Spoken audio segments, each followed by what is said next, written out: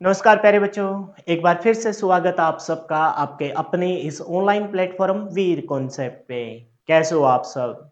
उम्मीद व आशा करते हैं कि सब स्वस्थ होंगे, मस्त होंगे और अपनी तैयारी को बहुत बेहतरीन तरीके से कर रहे होंगे। तो हम कर रहे थे डोमेस्टिक इलेक्ट्रिकल अप्लायंसेस यानी कि घरेलू विद्युतिक उपकरण और आज ये इसकी लास्ट क्लास है। जैसे ही चैप्टर कंप्लीट हो जाता है तो इस चैप्टर से संबंधित जितनी क्लासें और उन क्लासों से संबंधित जो मैंने कंटेंट आपको दिया है वो सारा का सारा आपको एक साथ रिवाइज करना है। जब भी कोई चैप्टर कंप्लीट होता है तो सारी की सारी पीडीएफ को एक साथ इकट्ठे रिवाइज कर लिया करो। इस बहाने आपका कंप्लीट चैप्टर रिवाइज हो जाएगा। क्लास क्लास के जस्ट बाद जो पीडीएफ है उसको रिवाइज कीजिए किया करो। और वीक में कोई एक ऐसा दिन होना चाहिए जिस दिन आप कंप्लीट सिलेबस को रिवीजन करते होंगे और मॉक टेस्ट लगाते रहिए। अब भी आप में से कुछ एक भाई बंधु ऐसे होंगे जिन्होंने मॉक टेस्ट लगाना स्टार्ट नहीं किया होगा। तो भाई आप लोगों से रिक्वेस्ट समझ लीजिए, सजेशन समझ लीजिए या ऑर्डर समझ लीजिए। खुद को अंधकार में मत डालिए, बिना मॉक टेस्ट के सिलेक्शन नहीं होगा। और बहुत जल्द जल्द क्या, आज से ही आप लोगों के लिए एक फीचर हमने ऐप में और ऐड कर दिया है। जो बच्चे टॉपिक वाइज मॉक टेस्ट लगाना चाहे, क्योंकि हमने जो जो टॉपिक आपको करवाए हैं उन्हीं टॉपिक से संबंधित पूरा निचोड़ के जितने भी एमसीक्यू और प्रीवियस ईयर के क्वेश्चन बन पा रहे थे वो सारे के सारे एक ही जगह इकट्ठे कर कर वो मॉक टेस्ट के तौर पर आप लोगों को प्रोवाइड करवा दिए गए हैं। तो अब आपको अपनी ऐप पे टेस्ट सीरीज वाले सेक्शन में पूरे सिलेबस का मॉक टेस्ट और साथ में आपको टॉपिक वाइज मॉक टेस्ट नजर आएंगे, वो भी बहुत ही नॉमिनल चार्ज में। क्योंकि हमने बैच की ही चार्जेस है वो इतने कम रखे हैं कि आम कैंडिडेट आम स्टूडेंट उसे परचेज कर सकता है। और अब आप उन मॉक टेस्टों को भी प्रैक्टिस कर सकते हो। Complete full mock test 50 mock test है मात्र 99 रुपीज में, और टॉपिक वाइज भी मॉक टेस्ट आपको मिल जाएंगे, उनकी आप प्रैक्टिस कीजिए। तो आज अपनी ये लास्ट क्लास है। इसके बाद हम नया जब चैप्टर स्टार्ट करेंगे वो थर्ड मॉड्यूल का होगा और जिसमें आपको मैं मशीनी सेक्शन पढ़ाऊंगा। जो बच्चे यूट्यूब पे देख रहे हैं उनको मैं बता दूं, ये कुछ एक डेमो लेक्चर आपको प्लेलिस्ट के तौर पर प्रोवाइड करवाए जा रहे हैं। कंप्लीट सिलेबस अगर आप हमारा करना चाहते हो तो उसके लिए हमारी ऐप पे जाना पड़ेगा। इस वीडियो के डिस्क्रिप्शन में या फिर आप प्ले स्टोर से डायरेक्ट सर्च कर सकते हो, वीर कॉन्सेप्ट से अपनी ऐप है जिसपे आपको इलेक्ट्रिशियन थ्योरी का कोर्स मात्र 499 में मिल जाएगा। और ऐप पे ही आपको 50 मॉक टेस्ट नजर आएंगे। और अब से हमने एक फीचर और ऐड कर दिया है, जैसे कि मैंने थोड़ी देर पहले बताया, टॉपिक वाइज भी आप मॉक टेस्ट लगा सकते हो। और बैच से संबंधित कोई भी डाउट है तो आप हमें संपर्क कीजिए। 82 954 38 575, ये मेरा कॉन्टैक्ट नंबर है। वैसे तो कोई समस्या होगी नहीं, फिर भी कोई बच्चा इस बैच के रिगार्डिंग अपनी इस टेक्निकल भर्ती के रिगार्डिंग कोई भी डाउट अगर है तो आप हमें संपर्क कर सकते हो। मैं डेफिनेटली आपके डाउट को क्लियर दूर करूंगा। अब देख लेते हैं कि आज की इस क्लास में हम क्या पढ़ेंगे। सरस्वती माता का नाम लेके जय सरस्वती माँ। इमरजेंसी लाइट के बारे में पढ़ेंगे जिसमें 3-4 मोस्ट इंपोर्टेंट क्वेश्चन है।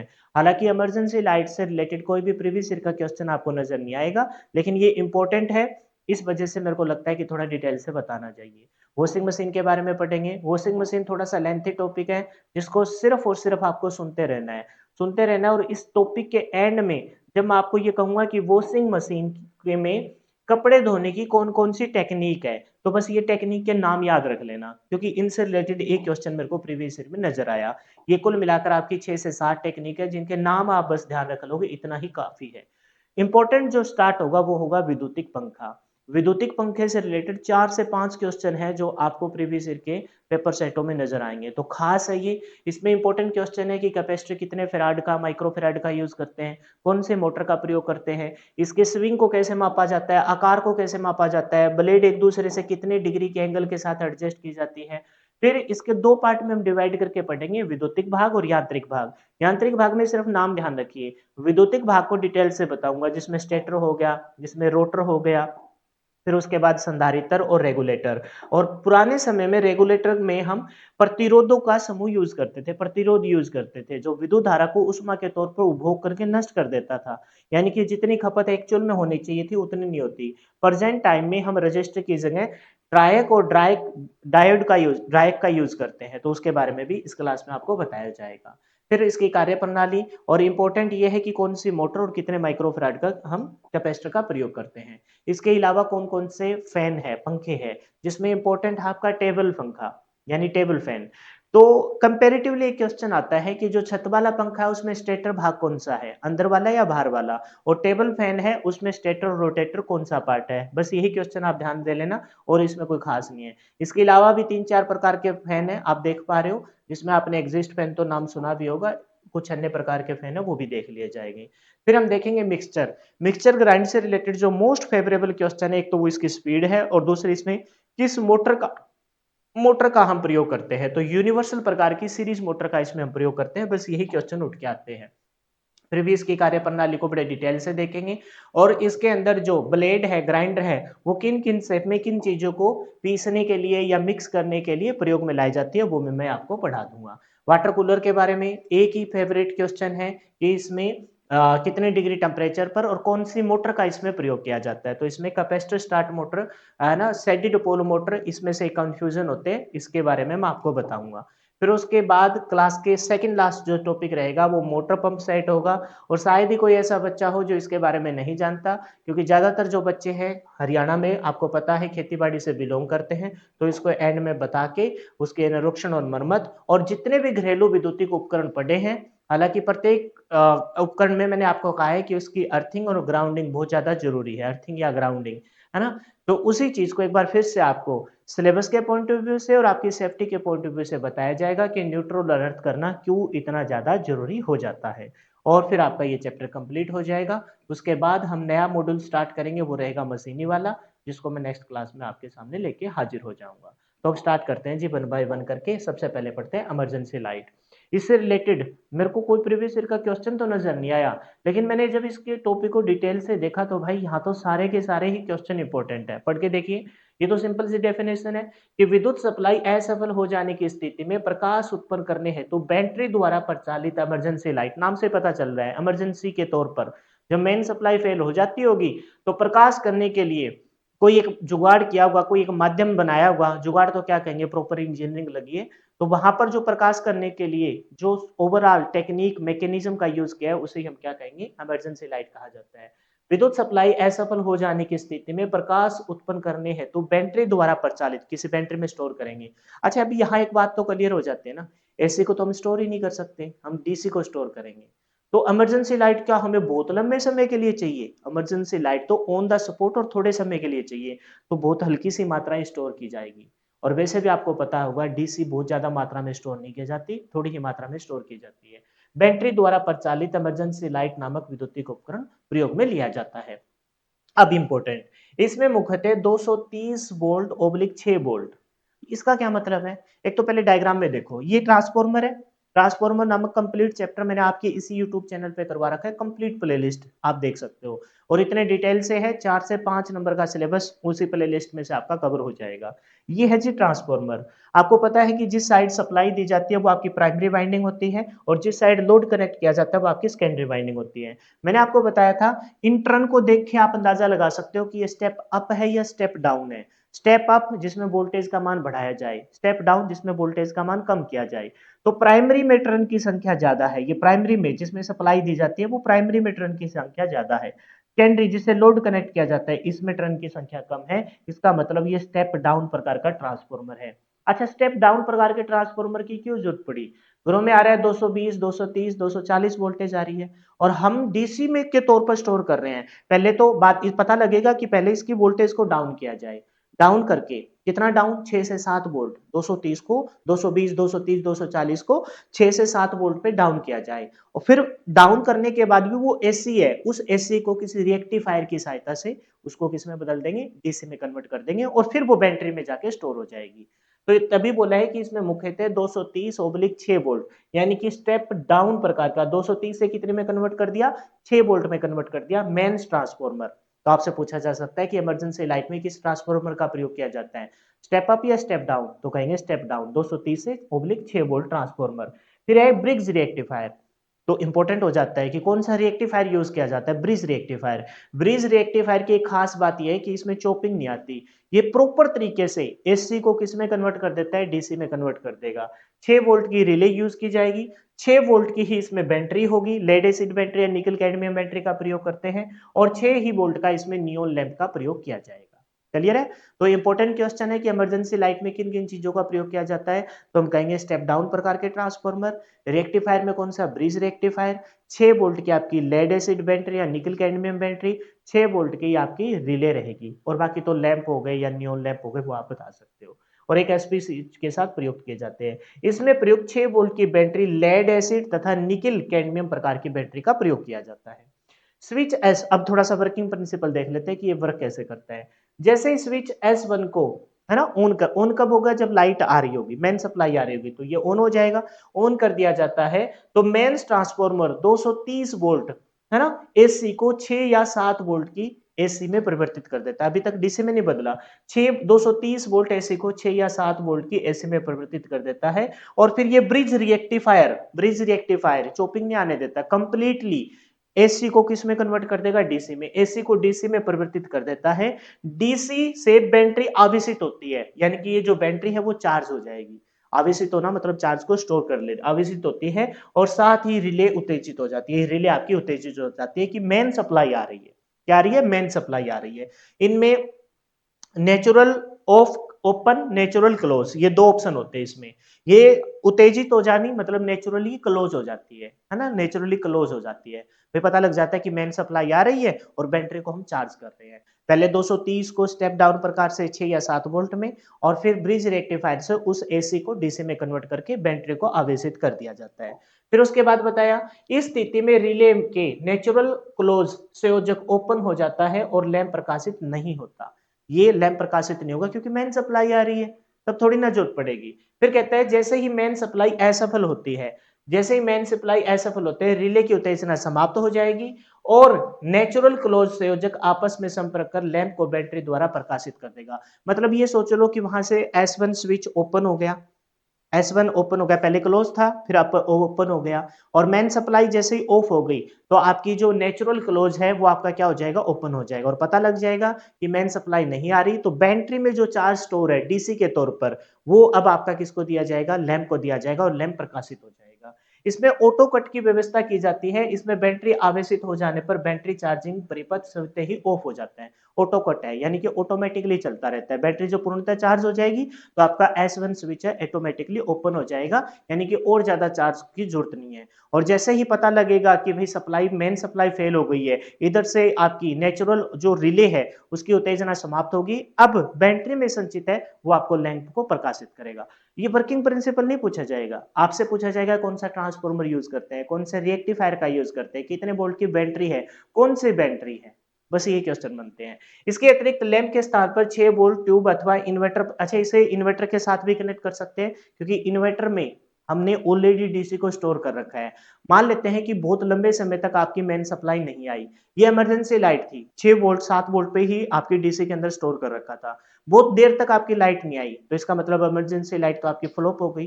तो इस वजह से इसको इन्वर्टर के साथ भी कनेक्ट कर लेते हैं, वहां से ऑलरेडी जो डीसी होती है उसके द्वारा फिर से बैटरी को साथ साथ चार्ज होती रहती है और साथ साथ आपकी सप्लाई देती रहती है। इसके अतिरिक्त लैंप के स्थान पर 6 वोल्ट ट्यूब अथवा इन्वर्टर प्रयोग करके 230 वोल्ट ट्यूब लाइट प्रकाशित करने की व्यवस्था की गई है। यानी कि जो डीसी पे जो उजाला करने वाली चीज अगर काम में ना आए, बहुत लंबे समय तक मेन सप्लाई फेल हो जाए, तो ये आपका इमरजेंसी लाइट सिस्टम ही खुद ही इमरजेंसी में चला जाएगा। इस वजह से 6 वोल्ट जो डीसी पे नियॉन लैंप ऑन हो रहा था, अब उसके स्थान पर हम 230 वोल्ट की ट्यूब लाइट का भी प्रयोग कर सकते हैं, लेकिन उसके लिए हमें इसे इन्वर्टर से जोड़ना पड़ेगा। अनुरक्षण और मरम्मत काम के वही क्वेश्चन थे, कौन सा ट्रांसफार्मर, कौन सा रिएक्टिफायर, कितने वोल्ट की एसी और कितने वोल्ट की बैटरी और कौन सी बैटरी, बस यही काम के थे। अनुरक्षण और मरम्मत देख लीजिए। यदि उपकरण में लेड एसिड बैटरी प्रयोग की गई है तो समय समय पर, आपको पता ही है, आशुतोष जल डाला जाता है, प्योर प्योर वाटर डाला जाता है, उसकी आवश्यकता पड़ती रहती है। उपकरण में कोई दोष उत्पन्न हो जाने पर दोषी पुर्जे को परिवर्तित कर देना चाहिए। ठीक है, वर्तमान काल में एलईडी उपयुक्त इमरजेंसी लाइट अथवा किसी कम विद्युतिक शक्ति खपत करने वाली एलईडी बल्ब के विकसित रूप से आ चुके हैं। मतलब ये छोटी सी बात बताई है। तो अच्छा था टॉपिक, हालांकि इससे रिलेटेड मेरे को कोई प्रीवियस ईयर का क्वेश्चन नजर नहीं आया, लेकिन भाई काम का है तो अच्छे से डिटेल से पढ़ लेंगे। हम संभावना है कि इन फ्यूचर इस टॉपिक से जरूर आपका क्वेश्चन आएगा। आगे चलते हैं, वॉशिंग मशीन के बारे में पढ़ते हैं जी। समझ में आ गया, ये तो इमरजेंसी लाइट। वॉशिंग मशीन देखिए, वॉशिंग मशीन से रिलेटेड जो काम क्या क्वेश्चन है, कौन कौन से टेक्निक और किस मोटर का प्रयोग किया जाता है, बस वो है। तो वॉशिंग मशीन, ये वॉशिंग मशीन का एक डायग्राम हो गया, पार्ट को देखेंगे लेकिन पढ़ लेते हैं पहले। ये एक घरेलू विद्युतिक उपकरण है जो कपड़े धोने तथा सुखाने के लिए काम में प्रयोग लिया जाता है। वॉशिंग मशीन में दो टब होते हैं, पहला टब कपड़े धोने तथा दूसरा सुखाने के लिए प्रयुक्त होता है। दो टब के कारण इसे किस नाम से भी जाना जाता है, ट्विन टब वॉशर के नाम से जाना जाता है। किस नाम से जाना जाता है भाई? ट्विन टब वॉशर के नाम से जाना जाता है। 2 टब है, एक कपड़ा धोने वाला और दूसरा कपड़ा सुखाने वाला, इस वजह से इसे ट्विन टब वॉशर के नाम से जाना जाता है। स्प्रिंग ऑपरेशन के लिए टाइमर प्रयुक्त किया जाता है, ठीक है। 2 टब वाली वॉशिंग मशीन के मुख्य पार्ट को देख लीजिए। सबको पता ही होगा यार, इसमें कोई बड़ी बात तो नहीं है। ये दरवाजा हो गया, लिफ्टर है ना, ये आपका वो हो गया जिसके अंदर डाल के कपड़ों को बंद किया जाता है। यहाँ पर आपके डिटर्जेंट वगैरह डाल दिए जाते हैं। ये बाहरी टब हो गया जो कपड़ों को धोता है, वॉश टब के नाम से जानते हैं। वॉश बास्केट हो गई ये, है ना। और केंद्रित पल्सेटर हो गया, ये पल्सेटर एक टेक्निक है जो आगे चलकर मैं आपको बताऊंगा। हीटिंग एलिमेंट नाइक्रोम का वायर यूज कर लिया इसमें, ठीक है। हीटिंग एलिमेंट के तौर पर उसी का प्रयोग करते हैं। ऊपर की तरफ देख लिए कंट्रोल हब हो गई, अलग अलग प्रकार के वो बटन होते हैं। जितने फीचर्स की फुली ऑटोमेटिक लेंगे तो ज़्यादा फीचर्स मिल जाएंगे। फिर पानी की इनलेट वाल्व हो गई जिसके माध्यम से पानी आपका डाला जाता है। ये कंट्रोल पैनल के ऊपर सारे आपके कंट्रोल नॉब्स होते हैं। फिर ये आपका स्पिनिंग टब हो गया, ये आपका स्पिन बास्केट हो गया, ये बाहरी आपका कवर हो गया, ठीक है। ये निचला भाग हो गया, निचले भाग को थोड़ा सा ऐसे शो करना था इधर से, कोई बात नहीं। और ये निकासी नली हो गई। तो ये सारे पार्ट आपको पता है। हमारे लिए काम का क्या है? हमारे लिए काम का है कि इसमें किस मोटर का टेक्निक का प्रयोग करते हैं। अब थोड़े से इसके पार्ट को वन बाय वन करके पढ़ लेते हैं। यांत्रिक टाइमर, यांत्रिक टाइमर टाइम्स लगा के सेट कर देते हैं, 15 मिनट, 20 मिनट, 25 मिनट। बहुत ज्यादा अच्छे वाली जो लंबे समय तक, है ना, कोई हार्ड कपड़ों को वॉश करना हो या फिर ऐसे कपड़ों को वॉश करना हो जिसमें बहुत ज्यादा मेल वगैरह हो, तो टाइमर आपका 25 से 30 मिनट तक भी सेट कर दिया जाता है। वो डिपेंड करता है कि आपके पास कौन सी वॉशिंग मशीन है।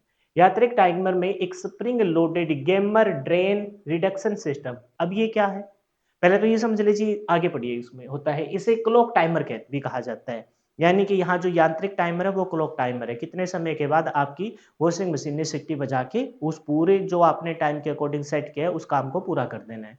अच्छा, ये क्या है? एक स्प्रिंग लोडेड। स्प्रिंग लोडेड मतलब जितने टाइम के साथ स्प्रिंग लोडेड है, मतलब जैसे जैसे वो अपना काम करेगी वैसे वैसे ये अपनी नेचुरल पोजीशन पे आता रहेगा। आपने तो चाबी भर के छोड़ दी, तो स्प्रिंग लोडेड है। स्प्रिंग लोडेड है तो जितना टास्क वो करता जाएगी उतने ही टाइम के साथ वो अपना नेचुरल पोजीशन पे आता रहेगा। फिर एक गेमर ड्रेन रिडक्शन सिस्टम। ये क्या है? ये मतलब ये है कि जैसे जैसे ही इसका टास्क पूरा होता जाएगा, तो स्टार्टिंग में मान के चलो कोई टाइम है 30 सेकंड का, तो स्टार्टिंग में ये इनिशियल स्टेज पे अपनी स्पीड बढ़ाता जाएगा। और जैसे ही ये अपने पीक पॉइंट पे पहुंच जाएगा, फिर उसके बाद डाउनफॉल जब आएगा तो उसकी स्पीड डाउन होती जाएगी। बस इसी को बोलते हैं रिडक्शन सिस्टम। और बाकी इसमें कोई लंबा चौड़ा नहीं है। क्या ये नाम याद रखे जाना जरूरी है? नहीं, कोई जरूरी नहीं है। बस देखेंगे यांत्रिक टाइमर यानी कि क्लॉक टाइमर के नाम से जाना जाता है कि जितने समय पर आपने सेट कर दिया उतने समय पर ये आपका स्प्रिंग लोडेड है, नेचुरल पोजीशन पे वापस लेके आएगा। Gamer drain reduction. Drain reduction का मतलब है, ऐसा समझो कि जो बड़े बड़े डैम होते हैं, इस भाषा में थोड़ा सा अच्छे से समझ में आएगा।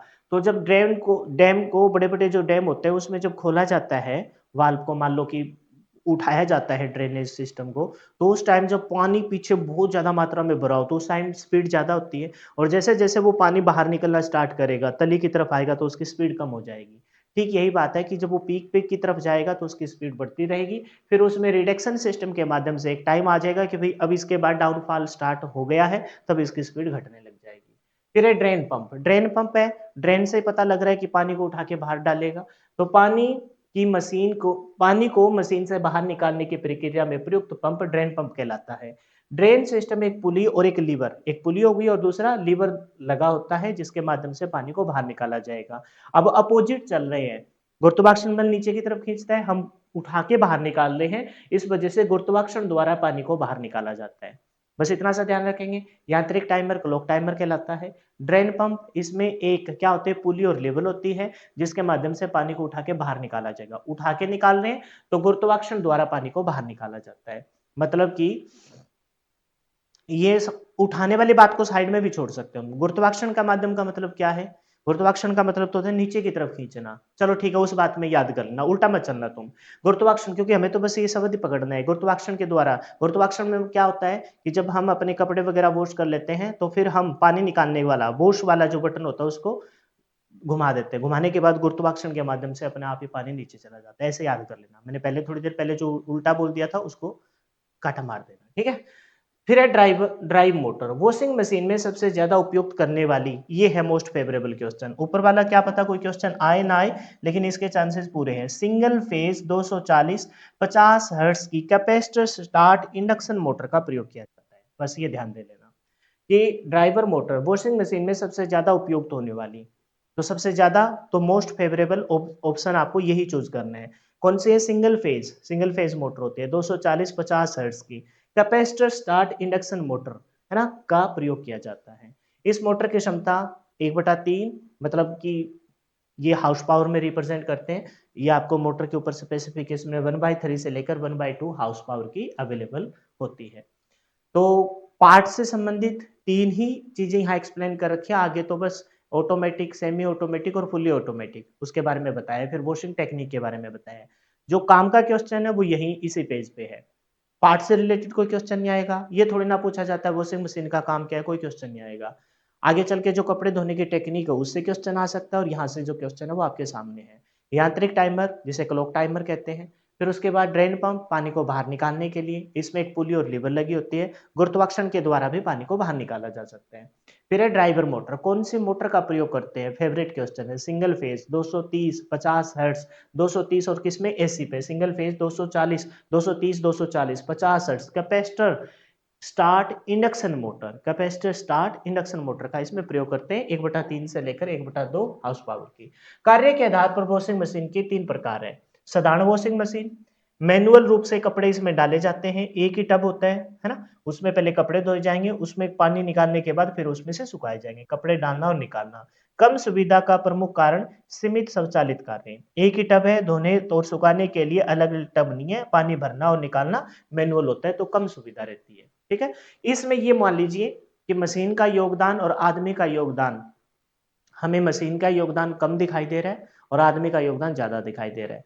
यानी आप कहोगे सर धो तो मशीनरी है, तो मशीन धोएगी नहीं तो उसका काम क्या है? समझ गए मेरी बात को? अब यहाँ आ जाइए, अर्ध स्वचालित वॉशिंग मशीन, कपड़े धोने का टब अलग है और सुखाने का टब अलग-अलग है। इसमें 50% मशीन का रोल रहता है और 50% इंसान का रोल रहता है, यानी कि ह्यूमन और मशीन का 50-50% है।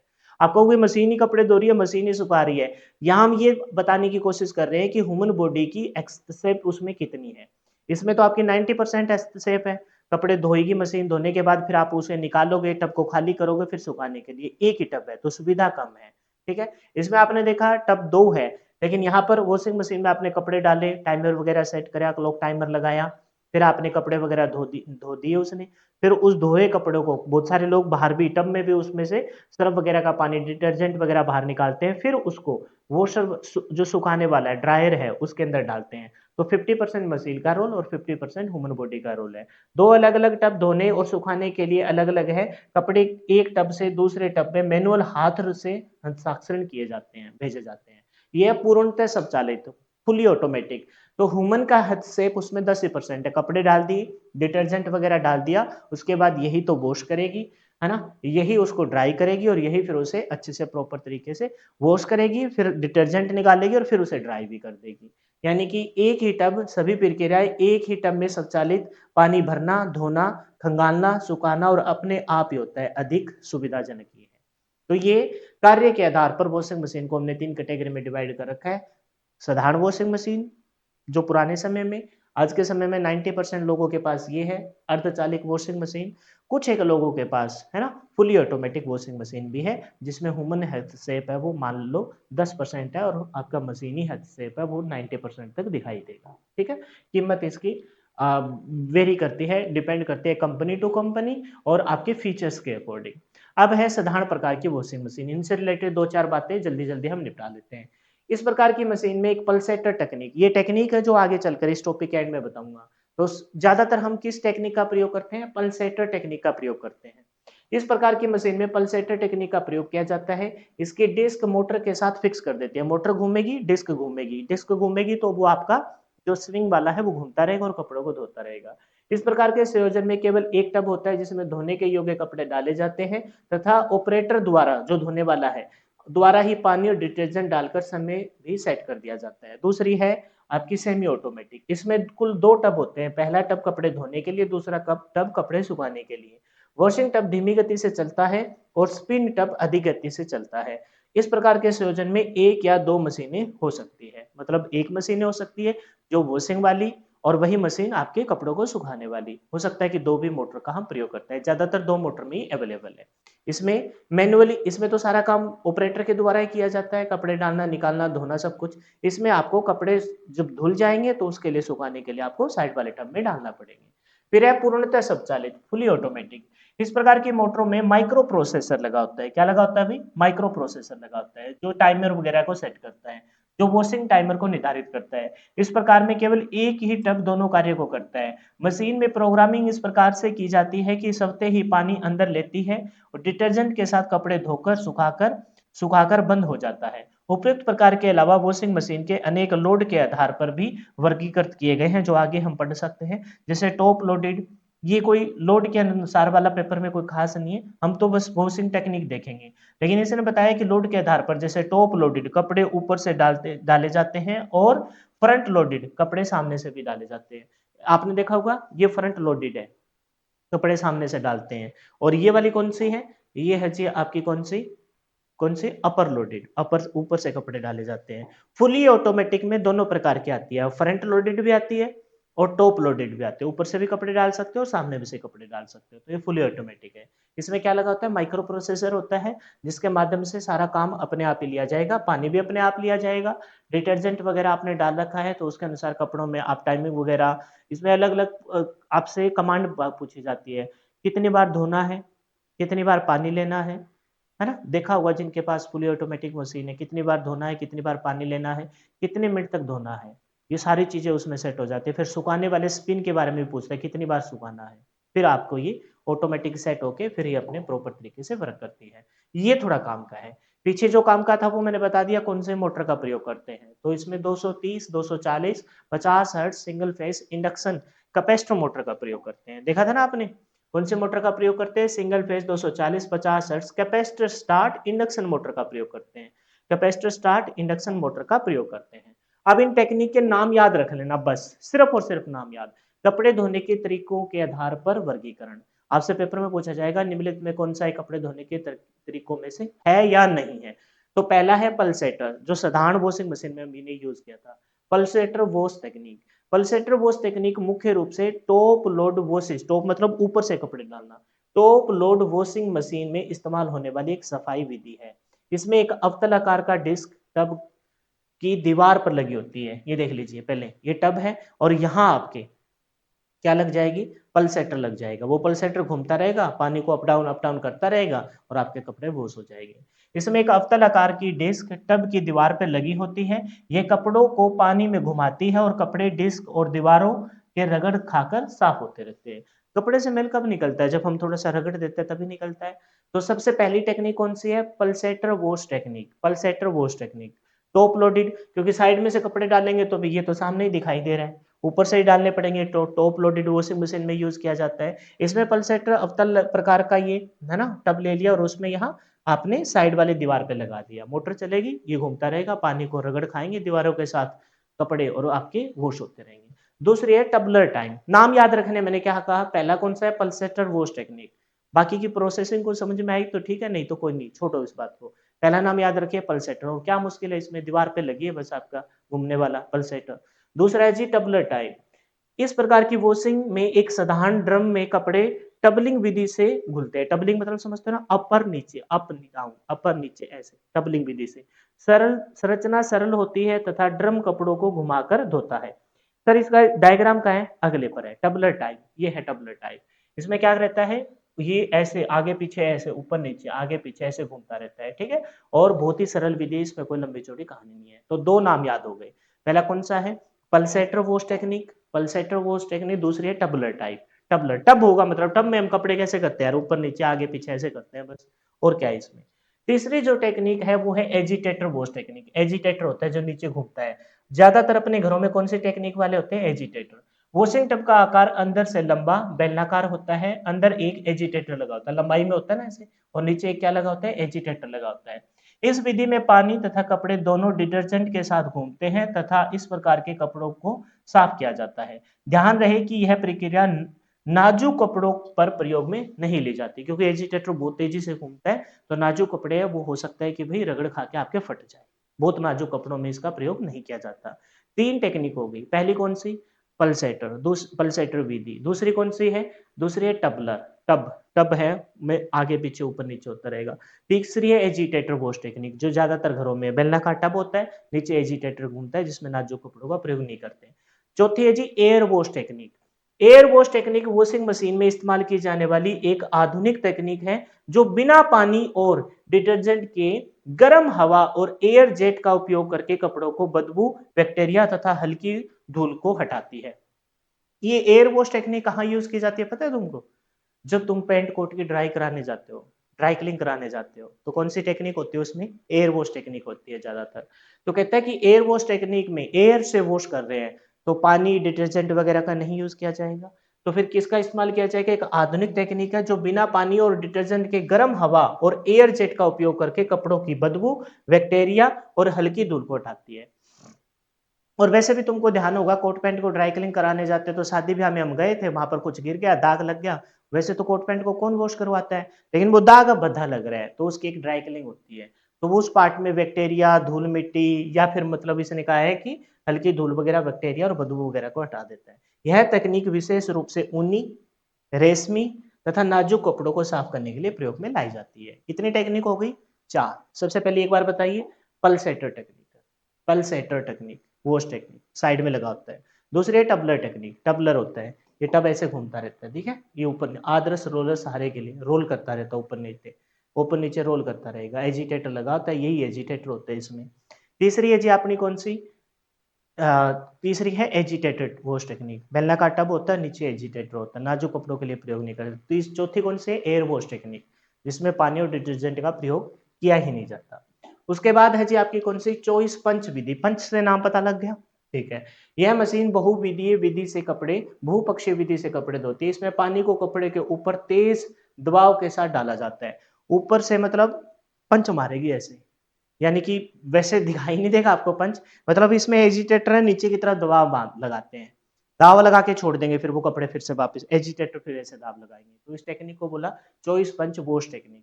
एक में साइड में देखा पल्सेटर वॉश टेक्निक में, साइड में देखा। एक आपका टबलर था, एजिटेटर साइड में ऐसे घूम रहे थे। एक तो साइड में दीवार पे ही था, एक पूरा रोटेशन कर रहा था। एक एजिटेटर बिल्कुल बीच में है, एजिटेटर वॉश टेक्निक में। चौथी वाली में एयर वॉश है, उसमें तो कोई पंगा है, ये पंच ऊपर से ऐसे दबाव डालेगी, ठीक है। छठी है न्यूरोफिजियोलॉजिक टेक्निक। सबसे बेहतरीन सेंसर लगे होते हैं, और यह कपड़ों के प्रकार का भी पता लगाता है। फुली ऑटोमेटिक में हम न्यूरोफिजियोलॉजिक टेक्निक का प्रयोग करते हैं। एक तो सिंपल वॉशिंग मशीन थी, सेमी ऑटोमेटिक वॉशिंग मशीन थी, और फुली ऑटोमेटिक मशीन, जो ऊपर से भी कपड़े डाल सकते हैं और साइड में से भी डाल सकते हैं। उसमें बोला था ना प्रोसेसर का यूज किया जाता है, माइक्रो प्रोसेसर।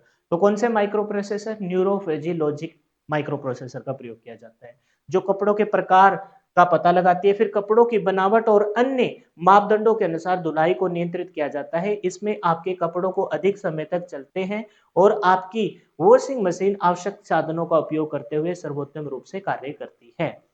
तो फुली ऑटोमेटिक में किस टेक्निक का यूज किया जाता है? तो कहेंगे न्यूरोफिजियोलॉजिक टेक्निक का प्रयोग किया जाता है। ये ऐसे क्वेश्चन आपसे पूछे जाते हैं। या तो क्वेश्चन पूछ लिया जाएगा निम्नलिखित में कौन से कपड़े धोने की एक टेक्निक प्रयोग में नहीं ली जाती? चार नाम दे देगा, पल्सेटर दे दिया, टबलर दे दिया, एजिटेटर दे दिया, एरो वाला दे दिया, न्यूरो वाला दे दिया, चॉइस पंच दे दिया, या वाटरफॉल भी दे दी।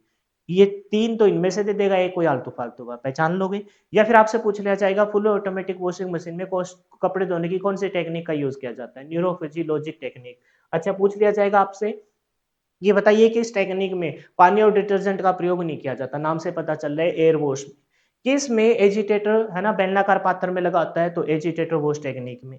किस में आपका, आपसे पूछा जाएगा किस में आपका पल्सेटर साइड वाली दीवार अवतल की तरह प्रयोग किया जाता है? तो पल्सेटर वॉश टेक्निक में। ऐसे पूछे जाएंगे किस में टबलर एजिटेटर ने साइड की दीवारों में अप डाउन करता है? तो ये इसके नाम से पता चल रहा है एजिटेटर वॉश टेक्निक। ऐसे क्वेश्चन पूछे जाएंगे, हो सकता है थोड़ा घुमा फिरा के, लेकिन अगर ध्यान से तुमने सुना हुआ समझा हुआ तो मुश्किल नहीं है। लास्ट है वाटरफॉल विधि। वाटरफॉल पानी गिरता रहेगा बस, वाटरफॉल पानी ऊपर की तरफ है ना, जो पानी आपने फिलअप किया है वो साइड में चैम्बर में जाएगा, फिर ऊपर से ऐसे फॉल गिरता रहेगा, नीचे से एजिटेटर घूमेगा, पानी गिरता रहेगा और कपड़े धुल जाएंगे आपके। वाटरफॉल वॉशिंग टेक्निक आधुनिक वॉशिंग मशीनों में इस्तेमाल होने वाली एक उन्नत उन्नत प्रक्रिया है। इसमें टब के ऊपर से पानी की धार लगातार कपड़ों पर गिरती रहती है जैसे झरना हो, और डिटर्जेंट को तेजी से घोलती है और गंदी दागों को हटाने के लिए पानी को टब में बेहतर तरीके से घुमाती है। बस ये एक टेक्निक है। तो फुली ऑटोमेटिक वॉशिंग मशीन में किस टेक्निक का प्रयोग किया जाता है? न्यूरोफिजियोलॉजिक टेक्निक। बस ये ध्यान रखेंगे खास तो। और ये टेक्निक के नाम एक बार फिर से: पल्सेटर वॉश टेक्निक, टबलर, एजिटेटर, एरोवास, एरोवास जिसमें सिर्फ हवा का प्रयोग करते हैं, चॉइस पंच वॉशिंग टेक्निक, न्यूरोफिजियोलॉजिक वॉशिंग जो फुली ऑटोमेटिक में है, और लास्ट में वाटरफॉल भी थी। इसी के साथ आपके वॉशिंग मशीन कंप्लीट हो गया। अब देखेंगे विद्युतिक पंखा। विद्युतिक पंखे से रिलेटेड जो फेवरेट क्वेश्चन है वो मैं पहले ही बता दूं। एक तो इस आकार कैसे मापते हैं, स्विंग कैसे मापते हैं, कितने माइक्रोफेराड के कैपेसिटर का प्रयोग करते हैं, कौन सी मोटर का प्रयोग किया जाता है, सभी ब्लेडों को कितने डिग्री के एंगल के साथ सेट किया जाता है, रोटर पार्ट और स्टेटर पार्ट ये कहाँ सेट किए जाते हैं। यही 4-5 क्वेश्चन फेवरेट है, बाकी सारा डिटेल से यहाँ आपको बताया जाएगा, तो सुनते रहिए ध्यान से। तो विद्युतिक पंखा, विद्युतिक मोटर, मोटर चलेगी आगे थर्ड मॉड्यूल में, मोटर को ही पढ़ना है। मोटर में क्या होता है? एक स्टेटर पार्ट होता है, एक रोटर। तो मोटर में मैग्नेटिक फील्ड, जब मैंने फर्स्ट मॉड्यूल करवाया था आपको, तो वहां पर मैग्नेट और मैग्नेटिज्म नामक चैप्टर कराया था, पॉलीफेज सिस्टम कराया था, ये 2 चैप्टर और एसी थ्योरी, ये 3 चैप्टर मैंने कहा था मोटर वाले सेक्शन में यूज होंगे, और वही सारी की सारी चीजें वहां फिर से रिपीट होगी। तो मोटर वाले ये जो विद्युतिक पंखा है, इसमें भी किस सेक्शन के आधार पर वर्क करता है? मोटर के अनुरूप अनुप्रयोग पे काम करता है। तो विद्युतिक पंखा विद्युतिक मोटर के एक अनुप्रयोग है। इसकी क्षमता क्यूबिक फीट, ये भी काम का है भाई, इसकी क्षमता किसमें? क्यूबिक फीट प्रति मिनट में मापी जाती है। विद्युतिक पंखे की है ना वो ताकत, क्षमता किसमें मापी जाती है? क्यूबिक फीट प्रति मिनट में मापी जाती है। ठीक है। यह कमरे में हवा की संरचना और संतुलन बना के रख करके मतलब कमरे को ठंडा करता है। वह पंखा जिसे छत से हुक तथा सेकल द्वारा संयोजित किया जाता है उसे छत का पंखा अथवा सीलिंग फैन के नाम से जानते हैं। सिंपल सी बात है, वह पंखा जिसे छत में एक हुक लगा होगा, स्ट्रक्चर देख लीजिए आप बाकायदा, है ना, ये छत में एक हुक लग गया, साइकिल के द्वारा रबड़ साइकिल होगी और उसमें रोड के माध्यम से लटकाने जाने वाला पंखा क्या कहलाता है? सीलिंग फैन या छत का पंखा कहलाता है। छत के पंखे में सप्लाई वोल्टेज, आवर्ती, फेज आदि को ध्यान में रखकर लगाया जाता है। यानी कि सप्लाई वोल्टेज कितनी है आपकी, दूसरी बात आवर्ती कितनी आ रही है, और फेज, सिंगल फेज, 3 फेज, है ना, और संयोजन भी देखे जाते हैं स्टार और डेल्टा वाले, वो वाली बात यहाँ नहीं है लेकिन वो भी देखे जाते हैं। पंखों का फैलाव, अब यहाँ से इंपॉर्टेंट, एक तो वो जो मैंने जो अंडरलाइन कर लूँ उसको विशेष करके ध्यान में रखना कि पंखे की क्षमता किसमें मापी जाती है? क्यूबिक फीट प्रति मिनट, क्यूबिक फीट प्रति मीटर। फिर दूसरी बात जो अब काम का है, पंखे का फैलाव केंद्र से लगाकर ब्लेड के अंतिम छोर तक लिया जाता है। पंखे का फैलाव, पंखे का केंद्र, ये वाला पॉइंट मान लो यहां से बिल्कुल सेंटर में आएगा, तो पंखे का फैलाव केंद्र से लेकर, मान लेते हैं यहां वो केंद्र है, केंद्र से लेकर और ब्लेड के अंतिम छोर तक, यहां तक लिया जाता है। ठीक है। और यहां से फिर एक डेफिनेशन और निकल के आएगी, पंखे का फैलाव स्वीप, फैलाव मतलब स्वीप, केंद्र से लगाकर ब्लेड के अंतिम छोर तक लिया जाता है। पंखे का आकार, आकार क्या होता है? कितना बड़ा उसका आकार था, मतलब ओवरऑल उसकी कितनी बॉडी थी, ये तो पंखे का फैलाव है, बिल्कुल सेंटर से लेकर और बिल्कुल ब्लेड के अंतिम छोर तक। लेकिन आकार, ये तो सोच लो त्रिज्या है, और आकार मतलब व्यास। तो कह रहे हैं कि पंखे का आकार उसकी स्वीप पर आधारित होता है। स्वीप पर कैसे? स्वीप का डबल मारेंगे ना। स्वीप क्या है? फैलाव कितना है सेंटर से लेकर पंखुड़ी के लास्ट छोर तक, ये तो है पंखे का क्या? स्वीप, फैलाव। आकार कितना? सारा बड़ा कितना है वो, तो जो स्वीप का डबल कर देंगे। तो कह रहे हैं पंखे का आकार उसकी स्वीप पर आधारित होता है। स्वीप अगर मान लो 10, एग्जाम्पल के तौर पर स्वीप अगर मान लेते हैं 450 mm की है, 45 सेंटीमीटर की है स्वीप, 45 सेंटीमीटर की है, ठीक है, तो आकार कितना हो जाएगा? 45 का डबल 90 सेंटीमीटर। समझ गए इस बात को? तो कह रहे हैं पंखे का आकार उसकी स्वीप पर आधारित होता है। यह माप पंखे के केंद्र से लगाकर ब्लेड के अंतिम छोर का दुगुना होता है। अब बताइए, पंखे के केंद्र से लेकर ब्लेड के अंतिम छोर, ब्लेड का अंतिम छोर क्या कहलाता है? पंखे का केंद्र से लेकर और ब्लेड का अंतिम छोर क्या कहलाता है? स्वीप कहलाता है। क्या कहलाता है? स्वीप, फैलाव कहलाता है। क्या कहलाता है ये? स्वीप कहलाता है। स्वीप यानी कि फैलाव कहलाता है। तो इस स्वीप का क्या कर दूंगा मैं? का दुगुना होता है, ये आकार हो गया। तो पंखे का आकार पेपर में पूछा जाएगा, स्वीप से लिंक कर पंखे का आकार कैसे मापा जाएगा? तो पंखे का आकार स्वीप पर आधारित होता है। और स्वीप क्या है? स्वीप है जी पंखे के केंद्र से लगाकर ब्लेड का अंतिम छोर। ये तो हो गया स्वीप, फैलाव। और आकार कितना है? पूरा पंखा कितना एरिया को कवर कर रहा है, तो वो हो जाएगा आकार। तो स्वीप का दुगुना क्या कहेंगे? पंखे के केंद्र से लगाकर ब्लेड के अंतिम छोर स्वीप, और उसका क्या होता है? दुगुना होता है। ये दोनों ही काम के, ऊपर वाला और ये। बताइए क्षमता किसमें मापी जाती है? क्यूबिक फीट प्रति मिनट में। फैलाव क्या है? स्वीप कितना है? केंद्र से लेकर पंखुड़ी के अंतिम छोर तक। और आकार कितना है? जो स्वीप का दुगुना होता है। स्वीप का ऑलरेडी पता है, पंखे के केंद्र से लगाकर ब्लेड के अंतिम छोर तक। वर्तमान में प्रयोग किए जाने वाले पंखे का स्वीप 900 mm, यानी कि 90 सेंटीमीटर, है ना। 1050, ये डिपेंड करता है कितना आप, कितने स्पेस में आप हवा चाहते हो। आपका कमरा कितना बड़ा है? कमरा आपका बिल्कुल छोटा सा ही है, 8 बाई 8 का है। 10 बाई 12 के कमरे होते हैं ज्यादातर, 12 और 14 के भी हो जाते हैं, 14 और 16 के भी हो जाते हैं। बिल्कुल अगर वर्गाकार बनाना, 14 बाई 14 के भी होते हैं। कमरा ही आपका 6-8 का हो, जैसे दिल्ली वगैरह एरिया में होते हैं, तो वहां पर पंखा आप ज्यादा बड़ा नहीं लगा सकते, छोटे पंखे से भी काम चल जाएगा। तो पंखे का आकार स्वीप कर्मशे, है ना, स्वीप बताया है 900 mm। एक, अच्छा ये स्वीप बताया, आकार नहीं बताया। स्वीप मतलब यानी कि केंद्र से लेकर आपकी ब्लेड के अंतिम छोर तक 900। तो आकार कितना हो जाए इसका? डबल, 900 का डबल 1800 mm का। समझ गए? 1050, 1200 या 1400 mm तक रखी जाती है। सिंगल फैन की साधारणतः 3 या 4 ब्लेड होती है, और किसकी बनी होती है? एल्यूमिनियम की बनी होती है, जो 10 से 15 डिग्री के कोण पिच पर।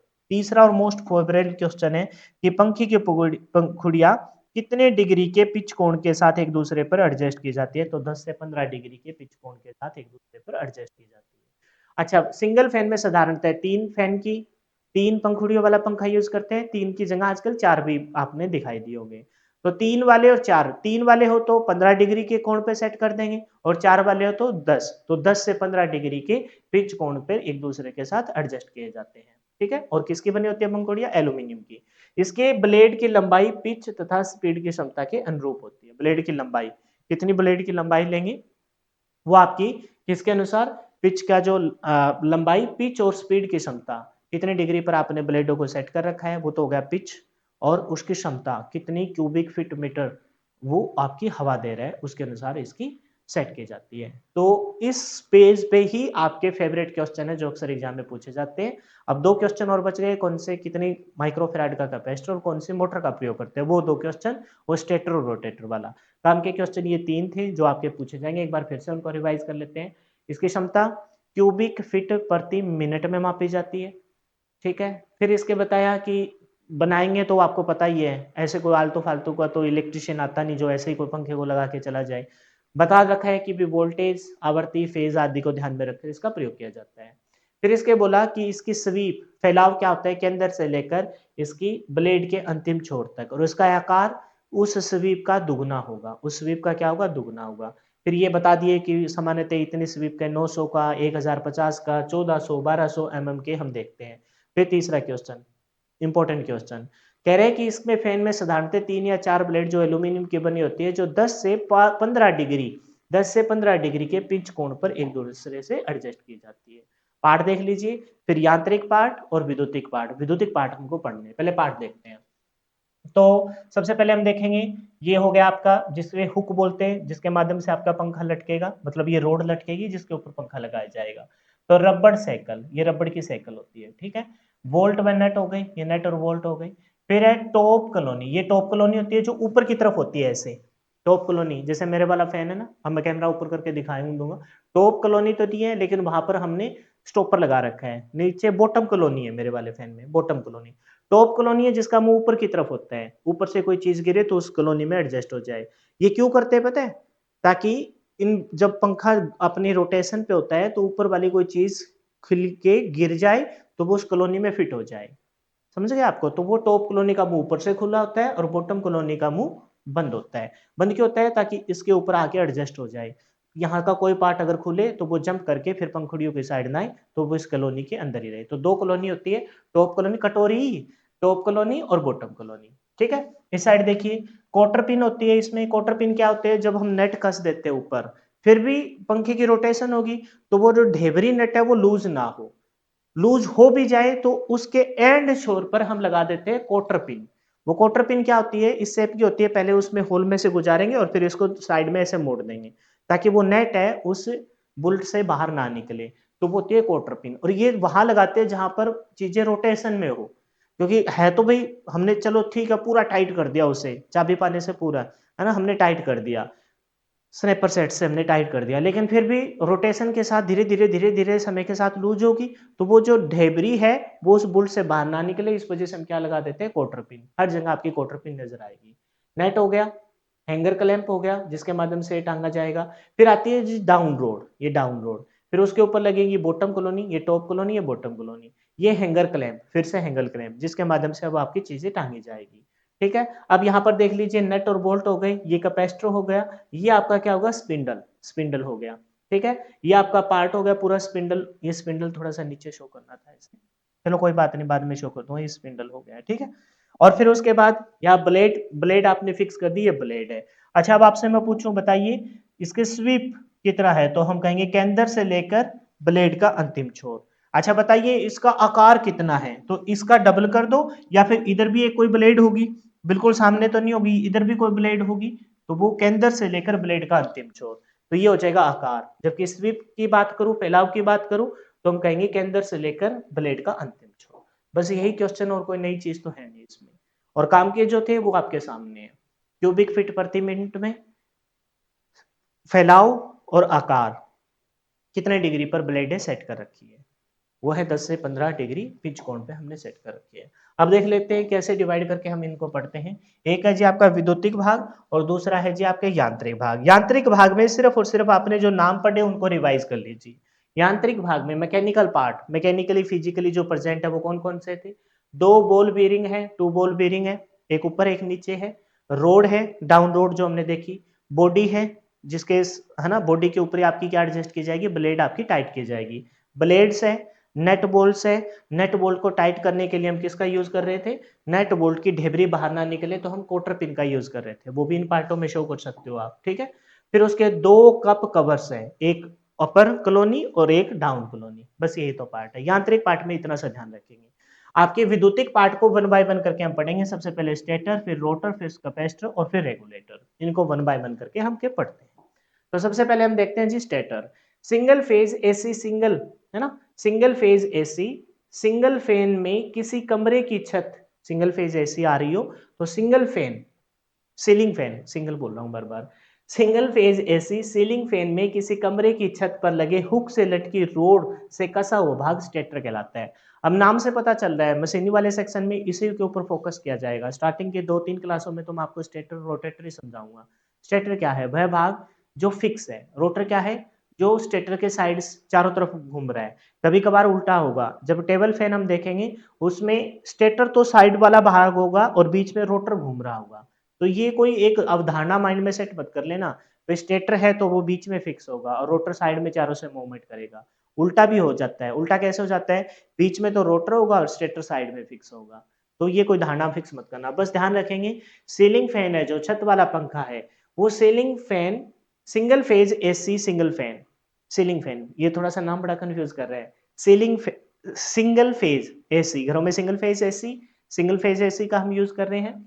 सीलिंग फैन छत वाला फैन में किसी कमरे की छत से लगे हुक से लटकी रोड से कसा हुआ भाग स्टेटर कहलाएगा। स्टेटर है तो मूवमेंट नहीं करेगा, तो जो पार्ट आपका हुक से लगी रोड से के साथ जो फिक्स कर दिया जाता है उसे स्टेटर कहते हैं। यह भाग रोटर के अंदर अवस्थित होता है। अब यहां से एक डाउट तुम्हारा क्लियर हो जाएगा कि ये स्टेटर पार्ट इसमें सेंटर में है और रोटर इसके साइड चारों तरफ से घूम रहा है, और आप बाकायदा देख भी रहे हो वो रोड के साथ आया हुआ भाग बीच में स्टेटर हो गया और ये पंखुड़िया और ये बॉडी के साथ ऐसे घूम रहा है। तो ये जो स्टेटर पार्ट है यह भाग रोटर के अंदर अवस्थित होता है, यानी कि रोटर इसके चारों तरफ होता है। टेबल फैन में उल्टा हो जाएगा। इसमें दो प्रकार की वाइंडिंग होती है, स्टार्टिंग वाइंडिंग और दूसरी रनिंग वाइंडिंग। अब ये starting winding, running winding, stator, rotor, ये सारा डिटेल से हम पढ़ेंगे। अगला ही अपना जो मॉड्यूल स्टार्ट हो रहा है, थर्ड मॉड्यूल, जिसमें हमें मशीनी सेक्शन को पढ़ना है, उसमें आपको बहुत अच्छे से बताया जाएगा। बस तुम फिर से ध्यान से इस बात को सुन लीजिए, यहाँ आपको स्टेटर रोटेटर ये देखना है कि कौन सा पार्ट है, अंदरूनी पार्ट है या बाहर। स्टेटर नाम से तो क्लियर हो गया कि फिक्स रहेगा। जो आपका सिंगल फेज सीलिंग फैन है उसमें जो रोड के साथ हुक और फिर रोड के साथ जो फिक्स कर दिया जाता है वो फिक्स हो गया, तो वो स्टेटर है। और वो स्टेटर जो पार्ट है वो रोटर के मध्य सेट किया जाएगा। तो यह भाग रोटर के अंदर अवस्थित होता है, तो रोटर इसके चारों तरफ क्या करेगा, मूवमेंट करेगा। समझ गए? तो इसमें दो प्रकार की वाइंडिंग होती है, स्टेटर में दो प्रकार की वाइंडिंग होती है। एक तो आपकी स्टार्टिंग वाइंडिंग जो स्टार्टिंग करने के दौरान काम आती है, इसी में आपके कैपेसिटर का रोल रहेगा, और दूसरी है रनिंग वाइंडिंग। रोटर, यह पंखे का रोटर, रोटर मतलब घूमने वाला भाग है, स्क्विरल केज मोटर में रोटर के समान बनाया जाता है। यह स्टेटर के चारों ओर घूमता है, इसी पे ब्लेड कसे जाते हैं। डायग्राम के माध्यम से और देख लीजिए, ये हुक के साथ लटकी हुई रोड हो गई, इसमें ये वाला पार्ट हो गया वो स्टेटर पार्ट हो जाएगा। ये देखो ये तीर का निशान आया है, ये वाला जो पार्ट हमने फिक्स कर दिया, ये वाला पूरा पार्ट आपका स्टेटर हो जाएगा। इसमें दो प्रकार की वाइंडिंग होती है, एक तो होती है आपकी कौन सी, आपकी स्टार्टिंग वाइंडिंग, और दूसरी होती है इसमें रनिंग वाइंडिंग। उच्च टॉर्क देने के लिए हम कैपेसिटर का यूज करेंगे, जो स्टार्टिंग में और रनिंग में से किस में लगाया जाता है वही आपको बताया जाएगा। फिर इसको, इस स्टेटर पार्ट को किसके अंदर फिट कर दिया जाता है, रोटर के अंदर। तो रोटर बाहर चारों तरफ मूवमेंट करने वाला पार्ट होता है, ठीक है। और इसके अंदर परमानेंट मैग्नेट होती है, जो इसकी वजह से आपकी जो कॉन्सेप्ट आएगा मैग्नेटिज्म का, है ना, इसमें से जब धारा का प्रवाह करवाया जाएगा तो मैग्नेटिक फील्ड बनेगा जो आपके रोटेटिंग पार्ट को रोटेट करेगा। तो मोटर केज की भांति चारों तरफ रोटेट करता है। तो ये स्टेटर हो गया जो हुक से लटकाया जाएगा, इसी पे वाइंडिंग शो कर रखी है, स्टार्टिंग वाइंडिंग और रनिंग वाइंडिंग। और जो रोटर पार्ट है, ये पंखे का रोटर स्क्विरल केज मोटर के रोटर के समान, है ना, ये मोटर केज के समान यहाँ बनाए गए हैं, जो चारों तरफ इसके घूमते रहेगा, ठीक है। और इसी पे आपकी क्या फिक्स की जाती है, आपकी ब्लेड वगैरह पंखे की पंखुड़ियां फिक्स की जाती है। फिर है जी कैपेसिटर।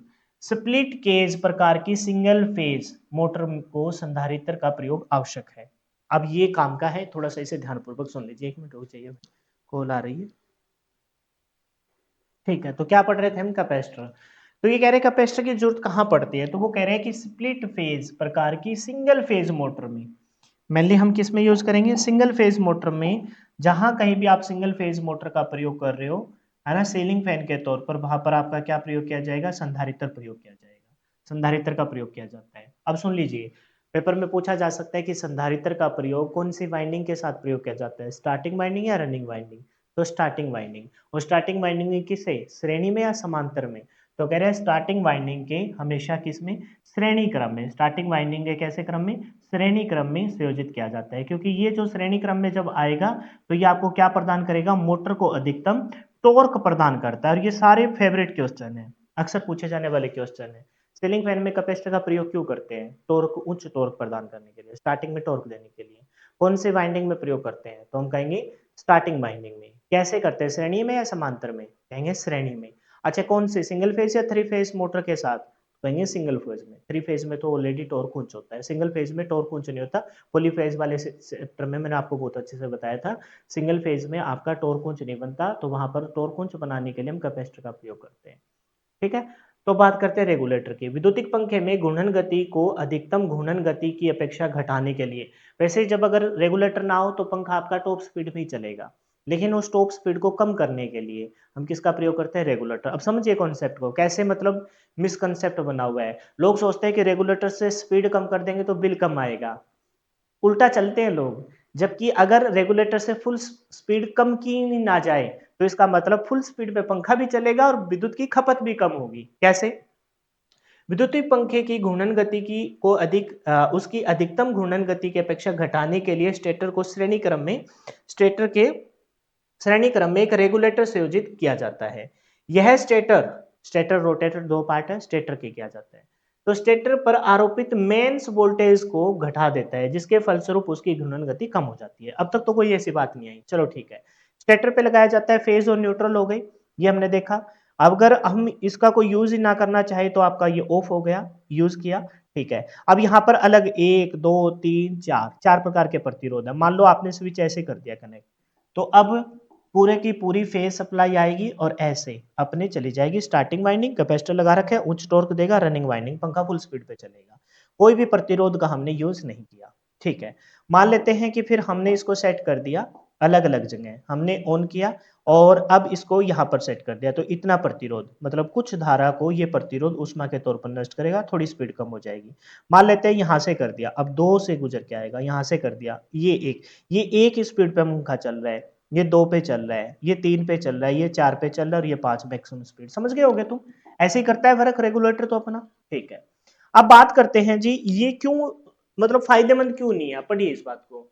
मेंस वोल्टेज के मान को घटाने के लिए रेगुलेटर को सामान्यतः प्रतिरोध प्रयोग किया जाता है। स्पीड को घटाने के लिए प्रतिरोध क्या करता है? धारा को विरोध करता है और धारा को ऊष्मा के तौर पर नष्ट करता है। प्रतिरोध का यूज किया जाता है। यदि पंखे को निम्न गति पर चलाया जाए तो उसकी विद्युतिक खपत, शक्ति खपत में किसी प्रकार की बचत नहीं होती। लोग सोचते हैं कि कम कर दो बिजली कम आएगा, अपितु खपत कुछ बढ़ जाती है क्योंकि प्रतिरोध की विद्युत शक्ति खपत वाइंडिंग की अपेक्षा अधिक होती है। जो वाइंडिंग में जो खपत हो रही है, रनिंग वाइंडिंग में, स्टार्टिंग वाइंडिंग और रनिंग वाइंडिंग में जो खपत हो रही है, उसकी कंपैरिजन में कहीं प्रतिरोध यहीं पे खपत ज्यादा कर देता है, पंखे तक तो पहुंचने ही नहीं देता, वो पहले ही विद्युत को ऊष्मा के तौर पर नष्ट कर देता है। इसलिए अच्छी किस्म के रेगुलेटर में प्रतिरोधकों के स्थान पर इंडक्टर का प्रयोग किया जाता है। तो पूछ लिया जा सकता है कि आपके सीलिंग फैन में या कहीं भी जहां पर भी रेगुलेटर लगा है, उस रेगुलेटर में हम प्रतिरोध की जगह इंडक्टर का प्रयोग क्यों करते हैं? तो कहेंगे विद्युतीय खपत को कम करने के लिए, क्योंकि प्रतिरोध है वो विद्युत धारा को ऊष्मा के तौर पर नष्ट करता है, विद्युतीय खपत को बढ़ाता है। ठीक है। वर्तमान समय में इलेक्ट्रॉनिक पंखा रेगुलेटर का प्रयोग किया जाता है। ये थोड़ा इंपॉर्टेंट है, सुन लीजिए। रेगुलेटर में हम प्रतिरोधों के समूह का यूज करते हैं, प्रतिरोधकों का यूज करते हैं। और अपडेटेड में प्रतिरोध को, विद्युत की खपत को बचाने के लिए प्रतिरोध की जगह किसका यूज करेंगे? हम इंडक्टर का यूज करेंगे। अब ये क्या चीज है?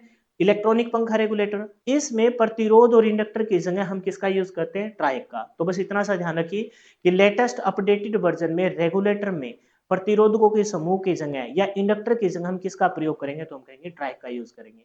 इसमें मेन वोल्टेज घटाने के लिए ट्राइक नामक अर्धचालक युक्ति, है ना, युक्त इलेक्ट्रॉनिक परिपथ प्रयोग किया जाता है, क्योंकि इस प्रकार के रेगुलेटर की विद्युतिक विद्युतिक खपत, शक्ति खपत नगण्य है, न के बराबर है। अतः पंखे को कम गति पर चलाने पर भी विद्युत शक्ति की खपत बहुत ही, है ना, बचत होगी, उसकी खपत में बचत होगी। अब देख लीजिए ट्राइक, ये सर्किट है, सर्किट से हमें जाने की जरूरत नहीं है। वैसे इसमें बताया ट्राइक और ड्राइक का यूज करते हैं और एक विभव मापी होता है, पोटेंशियोमीटर होता है इसमें। लेकिन बस ध्यान रखेंगे इलेक्ट्रॉनिक जो नई किस्म आई है इलेक्ट्रॉनिक पंखा रेगुलेटर, उसमें क्या यूज किया जाता है? तो हम ध्यान रखेंगे इसमें ना तो आपका प्रतिरोध यूज किए जाते हैं, ना ही इंडक्टर यूज किए जाते हैं, बल्कि इसमें क्या यूज किया जाता है? ड्रायक नामक अर्धचालक सेमी कंडक्टर युक्ति यूज की जाती है। ड्रायक और ट्रायक से मिलकर ये बना होता है। तो ये था जी आपका विद्युतिक पंखा। अब देख लेते हैं इसकी कार्य प्रणाली। जब सप्लाई से स्विच ऑन करके गति नियंत्रक को ऑन किया जाता है तो मोटर के आरंभिक कुंडली के श्रेणी क्रम में जुड़ा कैपेसिटर, आरंभ में स्टेटर के ऊपर वाइंडिंग है, कौन सी है? रनिंग वाइंडिंग और स्टार्टिंग वाइंडिंग और रनिंग वाइंडिंग। स्टार्टिंग वाइंडिंग के श्रेणी क्रम में कैपेसिटर होता है जो टॉर्क देगा। जुड़ा कैपेसिटर मोटर को आरंभ करने में सहायता करता है। जब मोटर की धारा मिलती है तो फील्ड वाइंडिंग में चुंबकीय क्षेत्र स्थापित होता है, जिससे मोटर रोटर के घूमने के लिए बल मिलता है, क्योंकि वाइंडिंग के अंदर धारावाहिक कुंडली में से जब धारा का प्रवाह करवाएंगे तो मैग्नेटिक फील्ड बनेगा और रोटर को घुमाएगा। ठीक है, जिससे मोटर घूमने लगती है, स्टेटर और रोटर। मोटर के घूमने पर मोटर के जुड़े ब्लेड्स घूमने लगते हैं। मोटर की स्पीड की गति नियंत्रक की सहायता से, रेगुलेटर की सहायता से, रेगुलेटर में प्रतिरोध की जगह इंडक्टर और इंडक्टर में प्रतिरोध दोनों लगा ना लगाओ तो ड्राइव का यूज करते हैं। उच्च वोल्टेज पर नियंत्रित तथा ऑन ऑफ किया जा सकता है। काम की बात, घरेलू पंखे में कैपेसिटर 2 से 5 माइक्रोफेराड, बस पकड़ लीजिए इसको, 2 से 5 माइक्रोफेराड का होता है। ठीक है, घरेलू मोटरों में, सिंगल फेज मोटर में भी यूज करते हैं स्प्लिट प्रकार की, और single phase AC induction motor, single phase AC induction split प्रकार की सिंगल फेज इंडक्शन मोटर। अब ये स्प्लिट प्रकार की सिंगल फेज, थ्री फेज, ये ऑलरेडी पॉलीफेज वाले सिस्टम में बता चुका हूं और आगे चलकर सारा यही पढ़ना है। ठीक है, एसी इंडक्शन मोटर का उपयोग किया जाता है। ये मोटरें चलने के लिए कैपेसिटर का उपयोग करती है जो उन्हें शुरुआती स्टार्टिंग टॉर्क प्रदान करता है, उच्च टॉर्क प्रदान करता है। बस अब देखते हैं विभिन्न प्रकार के पंखे। उस विभिन्न प्रकार के पंखों में तुमको सिर्फ और सिर्फ टेबल फैन पे ध्यान देना है, बाकियों के तो सिर्फ नाम सुन लेना और कोई काम का नहीं है। मेज या स्टूल, सबसे पहले टेबल पंखा। मेज या स्टूल आदि पर रखकर प्रयोग किया जाने वाला विद्युतिक पंखा टेबल पंखा कहलाता है। सीलिंग पंखे की अपेक्षा इसमें कुछ भिन्नताएं हैं और उस भिन्नताओं में से पहला पॉइंट पेपर में पूछा गया है। इसमें रोटर, उसमें क्या था एक बार फिर से सुनिए, हुक के साथ रोड, डाउन रोड पे हमने जिस पार्ट को फिक्स कर दिया था वो स्टेटर था और उसके चारों तरफ कौन घूम रहा था? रोटर घूम रहा था। इसमें रोटर स्टेटर के अंदर होता है, यानी कि इसमें बाहर की तरफ कौन है? स्टेटर है और अंदर कौन होता है? रोटर होता है। अच्छा सर हम इसे याद कैसे करेंगे, तो कंफ्यूजन कर देगा। आप ये बताओ सीलिंग फैन में कौन घूमता हुआ दिखाई दे रहा है, बाहर पंखुड़ियां घूमती हुई दिखाई दे रही है, तो रोटर पार्ट बाहर है और स्टेटर बीच में। लिंक बना रहा हूँ, बाकी लॉजिक तो आपको मैंने बता ही दिया है। अच्छा जो टेबल फैन होता है उसमें क्या घूमता हुआ दिखाई देता है, तो उसमें भी तो पंखुड़ियां ही घूमते दिखाई देती है। अब सुनो याद करने के तरीके से, उसके बाहर चारों तरफ हम जाली लगा देते हैं ताकि कोई बच्चा हाथ ना लगाए। याद करा रहा हूं तुमको, लॉजिक तो कुछ और है। तो फिक्स क्या है उसमें, बाहर की तरफ चीजें फिक्स और अंदर उसके पंखुड़ियां घूम रहे हैं, ताड़ियां घूम रही है उसमें। अरे ये देख लो तुम, ये देखो, ये वाला पार्ट तो नहीं घूमता, बाहर की जालियां, अंदर वाला घूम रहा है। बस ये इस प्रकार से तुम याद करो, लिंक बना दिया। इसमें रोटर स्टेटर के अंदर स्थापित होता है, स्टेटर बाहर वाला हो गया और रोटर अंदर होता है स्थापित। रोटर याद करवाने का तरीका है, लॉजिक इसके पीछे कुछ नहीं है। यहां सीलिंग फैन में तुमको क्या घूमता हुआ दिखाई दे रहा है, पंखुड़ियां बाहर की तरफ घूमती हुई दिखाई दे रही है, यानी कि स्टेटर बीच में, रोटर बाहर घूम रहा है। जबकि टेबल फैन में बाहर की तरफ ग्रिल होती है, वो ग्रिल तो नहीं घूमती। इस तरीके से याद कर लेंगे। घूम क्या रही है, अंदर की पंखुड़ियां। तो स्टेटर बाहर की तरफ और पंखुड़ियां अंदर घूम रही है, तो इसने बोला है कि रोटर, रोटर है वो स्टेटर के अंदर होता है, तो स्टेटर बाहर है रोटर अंदर है। सीलिंग फैन में स्टेटर बीच में रोटर बाहर है, टेबल फैन में स्टेटर बाहर है और रोटर अंदर है। ठीक है, स्टेटर एक मजबूत तथा भारी स्टैंड से जुड़ा होता है, संधारित्र तथा रेगुलेटर स्टैंड में स्थापित होता है। और कोई पॉइंट पे नहीं ध्यान देना, जस्ट सुन लेने हैं। स्टेटर पे ये फिक्स होते हैं, वो तो वहां भी थे यहां भी है। स्टेटर के में प्राय ओसिलेटिंग युक्ति जुड़ी होती है, जो पंखे के स्टेटर को लगभग 60 से 70, इसको हम घुमा सकते हैं, टेबल फैन को हम 60 से 70 डिग्री तक स्विंग कर सकते हैं। इस युक्ति यांत्रिक होती है जो रोटर शाफ्ट से जुड़ी होती है, वो कोई काम की बात नहीं है। अब देख लेते हैं ये पार्ट। बस तुमको पता है ये ब्लेड हो गई, कोई मेरे ख्याल से तो यहाँ पर कोई फोकस करने वाली कोई जरूरत नहीं है। ये कंट्रोल स्पीड ऐसे चटपट खींचने वाला भी होता है ना, उसे बोलते हैं स्पीड कंट्रोल नॉब। फिर भी देख लेते हैं, ब्लेड हो गई, ये गार्ड हो गया, ग्रिल या गार्ड लगा लेते हैं। ब्लेड सैंक हो गई जिसके माध्यम से आप इनको जोड़ते हो। ये आपकी क्लिप हो गई, इसमें कैपेसिटर स्टेटर वाले पार्ट पे फिक्स कर दिया जाता है। ये है वो स्टेटर पार्ट लॉजिकली अगर जाओगे, और ये है रोटर पार्ट। ठीक है, फिर यहाँ बोला गया है कि टिल्ट एडजस्टमेंट 90 से 100 डिग्री टिल्ट हो जाता है। ये स्टेटर पार्ट हो गया और इसके अंदर रोटर पार्ट घूमता है। बीरिंग वगैरह होती है, ओसिलेटिंग नोब होती है, शाफ्ट होती है, flex cover, oscillating mechanism, housing होता है। ये एक स्पीड कंट्रोल नब होता है जिसको आप खींच के कंट्रोल कर सकते हो। फैन बेस हो गया, स्टैंड हो गया, पावर सप्लाई हो गई। कोई इसमें कोई ऐसी चीज नहीं है जिसपे तुमको लगे कि भाई कोई विशेष करके। याद कैसे करेंगे, कौन घूमता है इसमें, अंदर वाला पार्ट घूमता है, तो स्टेटर बाहर होता है और रोटर अंदर होता है। लिख दूं कहो तो एक बार, टेबल फैन में स्टेटर बाहर होता है,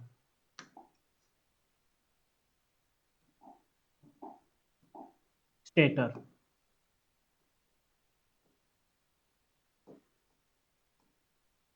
स्टेटर में दो आते हैं ना, हाँ, ठीक है, स्टेटर बाहर, स्टेटर क्या होगा, आउटसाइड।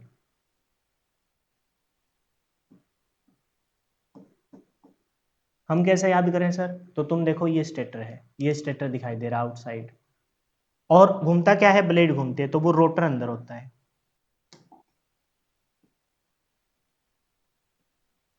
ये लिंक बनाया है मैंने, और कोई लॉजिक नहीं है इसके पीछे। जबकि इसके अंदरूनी पार्ट में देखेंगे तो ये आपका क्या है, ये आपका रोटर है और बाहर की तरफ स्टेटर होता है, रोटर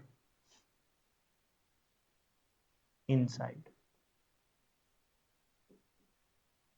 बस, जबकि सीलिंग फैन में क्या घूमती हुई दिखाई देती है, पंखुड़ियां, तो ये बाहर है वो स्टेटर अंदर है।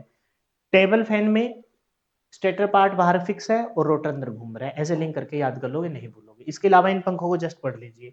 एक है जी केबिन पंखा, इसकी संरचना टेबल पंखे के समान होती है। इसका स्टैंड भारी नहीं होता है, इसलिए इसको दीवारों पर पेच के माध्यम से कस दिया जाता है। ठीक है, और ये सामान्यतः 24 या 28 वोल्ट डीसी से प्रचालित होता है। बस ये थोड़ा सा ध्यान देख लेना, यह प्राय 24 या 28 वोल्ट डीसी पर प्रचालित होता है। ठीक है, एक है पेडेस्टल पंखा। पेडेस्टल पंखा, पेडेस्टल मतलब लंबा, पेड है इसके मतलब लंबा इसका स्टैंड है। इसकी संरचना भी टेबल पंखे के समान होती है। इसकी स्टैंड लगभग 120 सेंटीमीटर ऊंचा तथा भारी होता है। यह ओसी ओसिलेटिंग तथा नॉन ओसिलेटिंग दोनों प्रकार का होता है, मतलब रोटेटिंग और नॉन रोटेटिंग दोनों प्रकार का। कोई ऐसे स्विंग भी कर जाता है और कोई नहीं भी करता। इसके बाद है जी एयर सर्कुलेटरी पंखा। एयर सर्कुलेटरी पंखा पता है कौन सा है, जिसकी मतलब छोटा सा होता है लेकिन फर फर फर फर फर फर बहुत तेजी से घूमता है, उसे बोलते हैं एयर सर्कुलेटरी पंखा। इसकी स्पीड ध्यान रखना।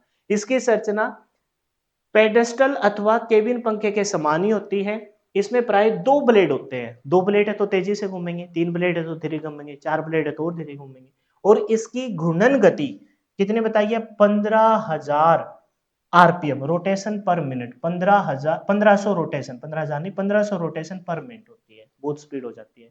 मतलब नाम से पता चल रहा है एयर सर्कुलर, एयर को इधर उधर अल्टा पल्टी करता रहता है, ठीक है। और जबकि टेबल पंखे की अधिकतम घूर्णन गति 1000 आरपीएम होती है, ठीक है। टेबल पंखे की, अब यहाँ से ये इन दोनों की याद कर लेना। टेबल पंखे की घूर्णन गति 1000 आरपीएम और जो एयर सर्कुलेशन पंखा है उसकी 1500 आरपीएम होती है। यह पंखा अन्य सभी पंखों की अपेक्षा वायु को अधिक घुमाता है। लास्ट है जी एग्जॉस्ट फैन, नाम नहीं बोला जाएगा मेरे से। एग्जॉस्ट फैन, इसकी संरचना केबिन पंखे के समान होती है, परंतु यह एक अर्धगोलीय आकार का फ्रेम में लगाया जाता है। अर्धगोलीय आकार के फ्रेम में लगा दिया जाएगा, स्थापित किया जाता है कि यह किसी कक्ष के अंदर की वायु, अंदर की गर्म हवा को बाहर फेंकने के लिए, और ये बड़ा काम का है। ये उन लोगों को पूछिए जो मतलब शहरों में रहते हैं और बंद मकानों में रहते हैं, जहां पर इतनी ज्यादा अंदर की तरफ ह्यूमिडिटी हो जाती है, तो अंदर की ह्यूमिडिटी गर्म हवा को बाहर फेंकने के लिए किचन वगैरह में भी इसका प्रयोग किया जाता है। एग्जॉस्ट फैन पंखे का आकार 30 सेंटीमीटर से 60 सेंटीमीटर तक होता है। इसकी पूर्णतः गति 700 से 900 आरपीएम। तो टेबल पंखे की घूर्णन गति 1000 आरपीएम, एयर वाले की 1500 आरपीएम, और एग्जिस्ट फैन की जो घूर्णन गति है वो कितनी है? 700 से 900 रोटेशन पर मिनट आरपीएम के समान लगभग होती है। इसका उपयोग रसोई घर, उद्योगशाला में, डेजर्ट कूलर आदि में किया जाता है, जो गर्म हवा को बाहर फेंकता है। तो ये थे विभिन्न प्रकार के आपके पंखे। तो पंखों से रिलेटेड जितने भी क्वेश्चन थे वो अब इनसे बाहर नहीं जाएंगे। नेक्स्ट है जी मिक्सचर ग्राइंड। मिक्सचर ग्राइंडर से रिलेटेड एक तो इसकी स्पीड पूछ ली जाती है, कितनी रोटेशन पर मिनट करता है, और कौन सी मोटर का प्रयोग किया जाता है, इसके अलावा कोई भी क्वेश्चन नहीं है। जल्दी से पढ़ते हैं। घरों में मिल्क शेक बनाने, दही से मक्खन निकालने, मसाले व चटनी पीसने आदि कार्यों के लिए मिक्स ग्राइंडर या मिक्सी नामक विद्युतीय उपकरण का प्रयोग किया जाता है। इसमें मुख्यतः ये काम का है, यूनिवर्सल प्रकार की सीरीज मोटर का प्रयोग किया जाता है। इसे पकड़ लेना, यूनिवर्सल प्रकार की सीरीज मोटर का प्रयोग किया जाता है। सर ये याद कैसे करें? लिंक बनाइए। यूनिवर्सल इस मिक्सी को, जैसे ज्यादातर सब घरों में तो मिक्सी नहीं होती, तो लिंक बनाए कैसे? भाई मेरे घर में मिक्सी है, लेकिन मान के चलो मेरे पड़ोस, इधर वाले पड़ोस को भी जरूरत पड़ गई, तो मिक्सी दे जी, एक बार ले जाओ जी। सामने वाले पड़ोसी को भी जरूरत पड़ी, मिक्सी दे जी, धारे धारे मिक्सी बताई, ले जाओ। इधर वाले पड़ोसी, मिक्सी बताई। चाचा फोन आया 7-8 घर दूर है, अरे थारे तो मिक्सी है, दे नहीं, ले जाओ जी। तो हमारी मिक्सी यूनिवर्सल है। ऐसे लिंक बनाने हैं। सीलिंग फैन वाले में हमने बताया split single phase AC motor है। कैसे याद करेंगे? वो लिंक बनाने हैं तुमको। एसी सिंगल फेज एसी तो आती है ना। इंडक्शन स्टार्ट कैपेसिटर मोटर है, तो वहां पर कहीं भी induction start capacitor run motor भी आएगी, कहीं यूनिवर्सल मोटर आएगी, कहीं स्प्लिट मोटर। तुमको ओवरऑल लिंक बनाने, लिंक बना के याद करोगे तो नहीं भूलोगे। मेरा ध्यान नहीं जाता, अदरवाइज मैं ध्यान जाता होता तो तुमको लिंक बना के याद। अब ये स्टेटर रोटेटर पे ध्यान गया, मेरे को लगा कि कंफ्यूजन हो सकती है, इस वजह से मैंने लिंक बना दिया। तुमको लगे कि ये चीज इंपॉर्टेंट है और मैं भूल सकता हूँ, तो लिंक बनाइए। जैसे यहाँ लिंक बना लिया कि मिक्सी हर घरों में नहीं होती, कि किसी के घर में होती है जो सब आस पड़ोस में घूमती रहती है, तो वो यूनिवर्सल होती है। तो ये बोला कि यूनिवर्सल प्रकार की सीरीज मोटर का प्रयोग किया जाता है, जिसकी घूर्णन गति, ये भी काम का है, 3000 से 1200 आरपीएम रोटेशन पर मिनट के आजू बाजू इसकी स्पीड होती है। कहीं कहीं आपको 12 से 14,000 भी दिखाई देगा। इसमें मुख्यतः छोटी अलमारी की आकृति का एक बॉक्स होता है। यह बॉक्स माइल्ड स्टील शीट का बना होता है और दोहरी दीवारें होती है। जहां भी दोहरी दीवारें आ जाएगी तो दोहरी दीवारों के बीच में उसमें रोधी पदार्थ थर्मोकोल को भरा जाता है, क्योंकि आपको पता है अंदर जब ग्राइंड करेगा, पीसेगा, तो वहां हीट ज्यादा प्रोड्यूस होगी, वो बाहर ना आए, इस वजह से दोहरी दीवारों के बीच में थर्मोकोल को भर दिया जाता है। बस सुन लीजिए, कोई इतना ज्यादा काम का नहीं है। माइल्ड स्टील का बॉक्स बना होता है, दोहरी दीवारें, थर्मोकोल, लेकिन काम का क्या है? यूनिवर्सल प्रकार की सीरीज मोटर का प्रयोग करते हैं, जिसकी स्पीड 3000 से 12 या 14,000 पाई जाती है। ग्राइंडर जग, जिसे ग्राइंडिंग पोर्ट कहा जाता है, जो आपका ऊपर जो रख के, जिसमें ये दिखाई दे रहा है ना आपको, ये अलग अलग प्रकार के पोर्ट है, ग्राइंडर पोर्ट, ठीक है। प्रकार के मसाले पीसने तथा चटनी आदि पीसने के लिए प्रयोग किया जाता है। जो भी जग प्रयोग करना हो उसे मोटर के शीर्ष पे लगे मेल कपलिंग, मेल और फीमेल दो प्रकार की होती है। ये मेल जो चीज पार्ट अंदर जाएगा, फीमेल जिसके अंदर जाएगा, ठीक है, ये इस प्रकार से होता है। तो मेल कपलिंग पर बिठाकर घुमा दिया जाता है, चेक कर दिया जाता है, सेट कर लेंगे।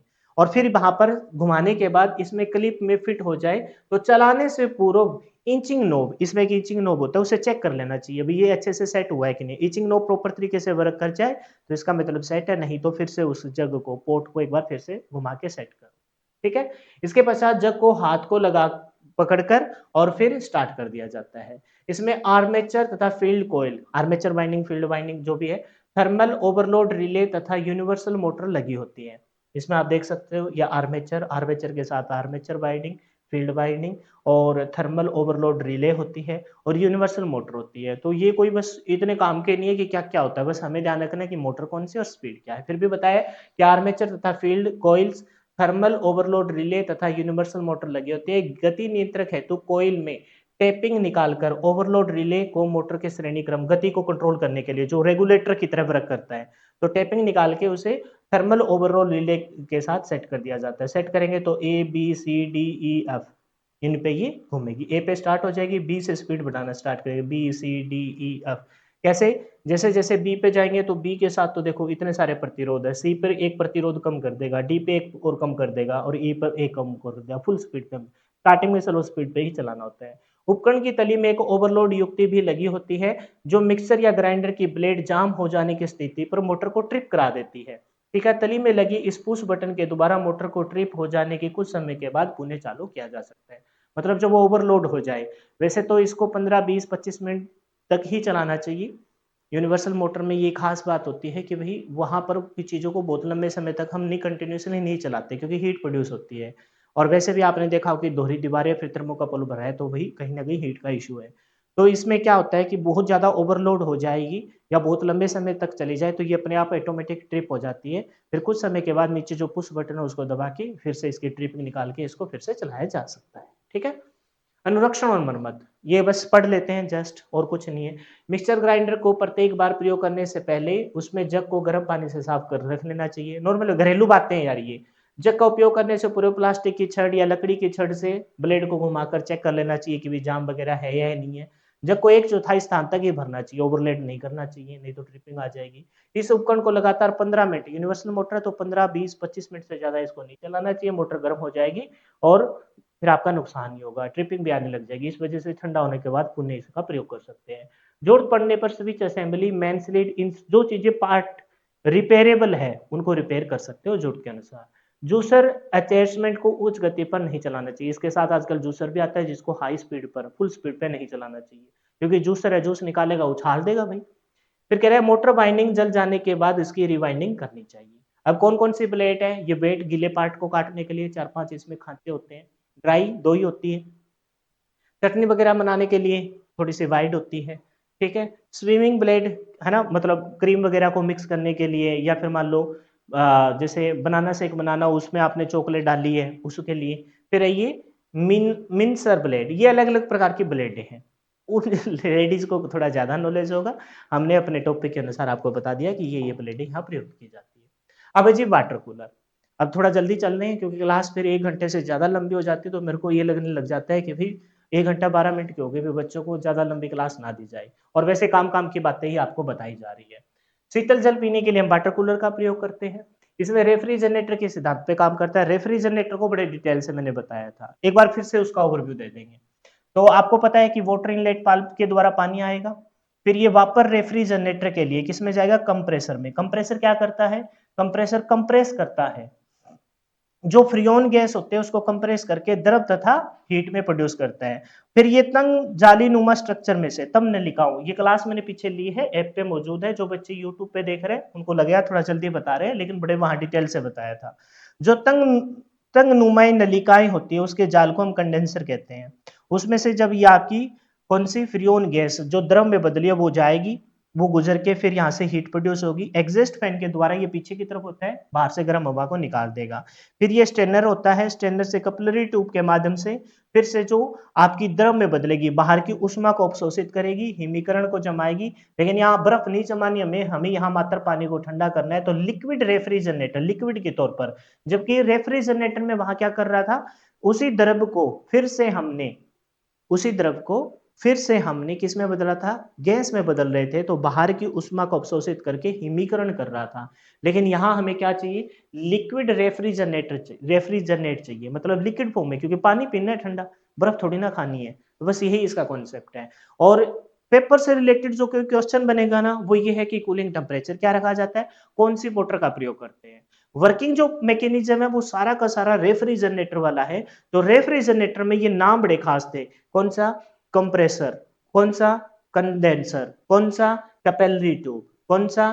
फिर यहाँ पर एक चीज और आई थी, जहां पर एक्सपेंशन वाल्व थी, वो सारी चीजें वहां पर ज्यादा इंपॉर्टेंट थी, यहाँ कोई काम की नहीं है।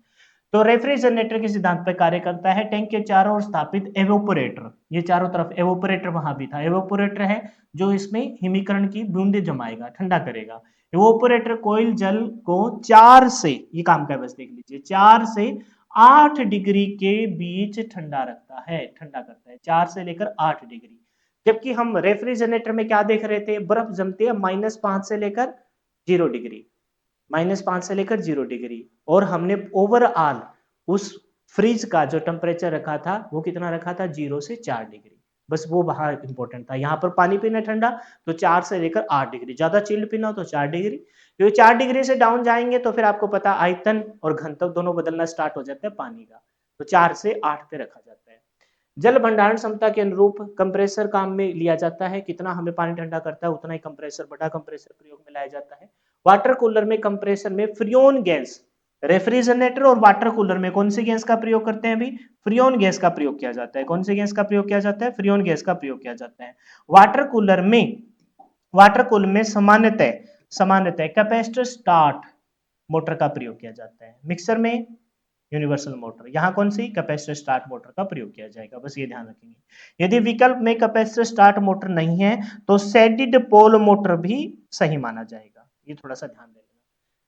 वाटर कूलर में कैपेसिटर स्टार्ट मोटर, और कैपेसिटर स्टार्ट मोटर ना हो तो सेडिड पोल मोटर। अब ये मोटर कौन सी है, कैसे प्रयोग करते हैं, वो सारा अभी इस क्लास के एंड के बाद नया जब चैप्टर स्टार्ट करें तब आपको बताया जाएगा। तो कौन कौन से पार्ट होते हैं मैंने बता दिए। कंप्रेसर होता है, फिर उसके बाद कंडेंसर होता है, फिर उसके बाद आपको पता है एग्जिस्ट फैन होता है जो बाहर गर्म हवा को बाहर फेंक देगा। फिर आपकी ये स्टैंडर हो गया, कैपेलरी ट्यूब हो गई जी, कैपेलरी ट्यूब स्टैंडर नहीं है, लिंक करने के लिए यहाँ। और फिर स्टैंडर तो होता है फैलाने के लिए, और कैपेलरी ट्यूब इन दो चीजों को लिंक करके आगे लिक्विड यहाँ पर इवोपरेशन होगी 4 डिग्री से 8 डिग्री तक की, इसमें आपकी चिल्ड पानी आपको मिल जाएगा। लास्ट बट नॉट लिस्ट, इसके बाद सिर्फ आपकी अर्थिंग और न्यूट्रल फेज करना है। Motor pump set, motor pump set से रिलेटेड बस आपको ये 2-3 नाम ध्यान रखने हैं और इसमें कुछ भी नहीं है। भूमिगत जल, पेट्रोलियम आदि तरल पदार्थों को निकासी के लिए, बाहर निकालने के लिए विद्युत प्रचालित मोटर यानी कि इलेक्ट्रिसिटी से चलने वाली मोटर युक्त पंप प्रयोग किया जाता है जो मोटर पंप सेट कहलाता है। भूमिगत तरल पदार्थों की निकासी के लिए मोटर पंप सेट के अतिरिक्त सेंट्रीफ्यूगल पंप, सबमर्सिबल पंप और जेट पंप, ये 3 नाम और सुन लीजिए। मोटर पंप सेट नाम मिले तो कौन से नाम हो सकते हैं? सेंट्रीफ्यूगल पंप, सबमर्सिबल पंप और जेट पंप। इनके बारे में एंड में आपको बताया भी है, इसके एंड में आप थोड़ा थोड़ा इनके बारे में बता भी रखा है। इसमें से जेट पंप का कार्य सिद्धांत वायु दाब से तरल को निकालना, जहां पर वायु का बहुत ज्यादा दाब हो उसमें से तरल को निकालना। जबकि मोटर पंप सेट का तथा सबमर्सिबल पंप का सिद्धांत वायु चूषण, वायु चूषण मतलब जैसे आपने ट्यूबवेल वगैरह के कनेक्शन देखे उसमें वायु चूषण तो होती है ना। वायु जब जैसे स्टार्टिंग में जब ये मोटर पंप सेट लगाते हैं, ट्यूबवेल वगैरह लगाते हैं, तो स्टार्टिंग में वहां पर कैप्टी की जाती है। जो खेती बाड़ी से बिलोंग करते हैं उनको पता भी होगा, पहले नीचे एक होल बनाया जाता है प्रॉपर, होल बन जाएगा तो फिर ऐसे रेसे आएंगे, रेसे आएंगे पानी के, मतलब थोड़े हल्के फुल्के रेसे आएंगे, घड़ मिलना बोलते हैं जिसे। वो रेसे अपने बनाए हुए होल में जल को एकत्रित करते रहेंगे, फिर वो पानी को मोटर पंप सेट्स के द्वारा बाहर खींच लिया जाएगा। तो वो चूषण विधि होती है। वहां चूषण मतलब उस जल मतलब मिट्टी और जल में से जल को चूस के बाहर निकालना जा रहा है। और स्टार्टिंग में क्या करेगा, जब मोटर पंप सेट को हम चलाएंगे ना, तो स्टार्टिंग में जो बीच में हवा भरी है उस हवा को बाहर निकालेगा। हवा सारी बाहर निकल जाएगी तो अब नीचे से क्या उठेगा, जो नीचे चीज अवेलेबल है। और हमने कैप्टी के दौरान नीचे बड़ा सारा एक होल बना दिया, उस होल में जल एकत्रित हो रहा है, उस जल को फिर वो बाहर निकालेगा। इसलिए इसे चूषण पंप सेट भी कहा जाता है। तो क्या बोला है कि इसमें जेट पंप का कार्य सिद्धांत वायु दाब की तरल, वायु दाब से तरल को ऊपर उठाना। जेट पंप तो है वायु दाब से तरल को ऊपर उठाना।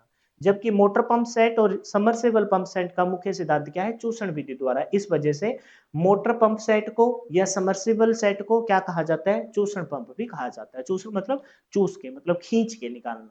अब संरचना देख लीजिए। मोटर पंप सेट के दो भाग होते हैं, मोटर तथा पंप। मोटर किसी भी प्रकार से प्रयोग की जा सकती है, उसका कार्य पंप की शाफ्ट को घुमाना है।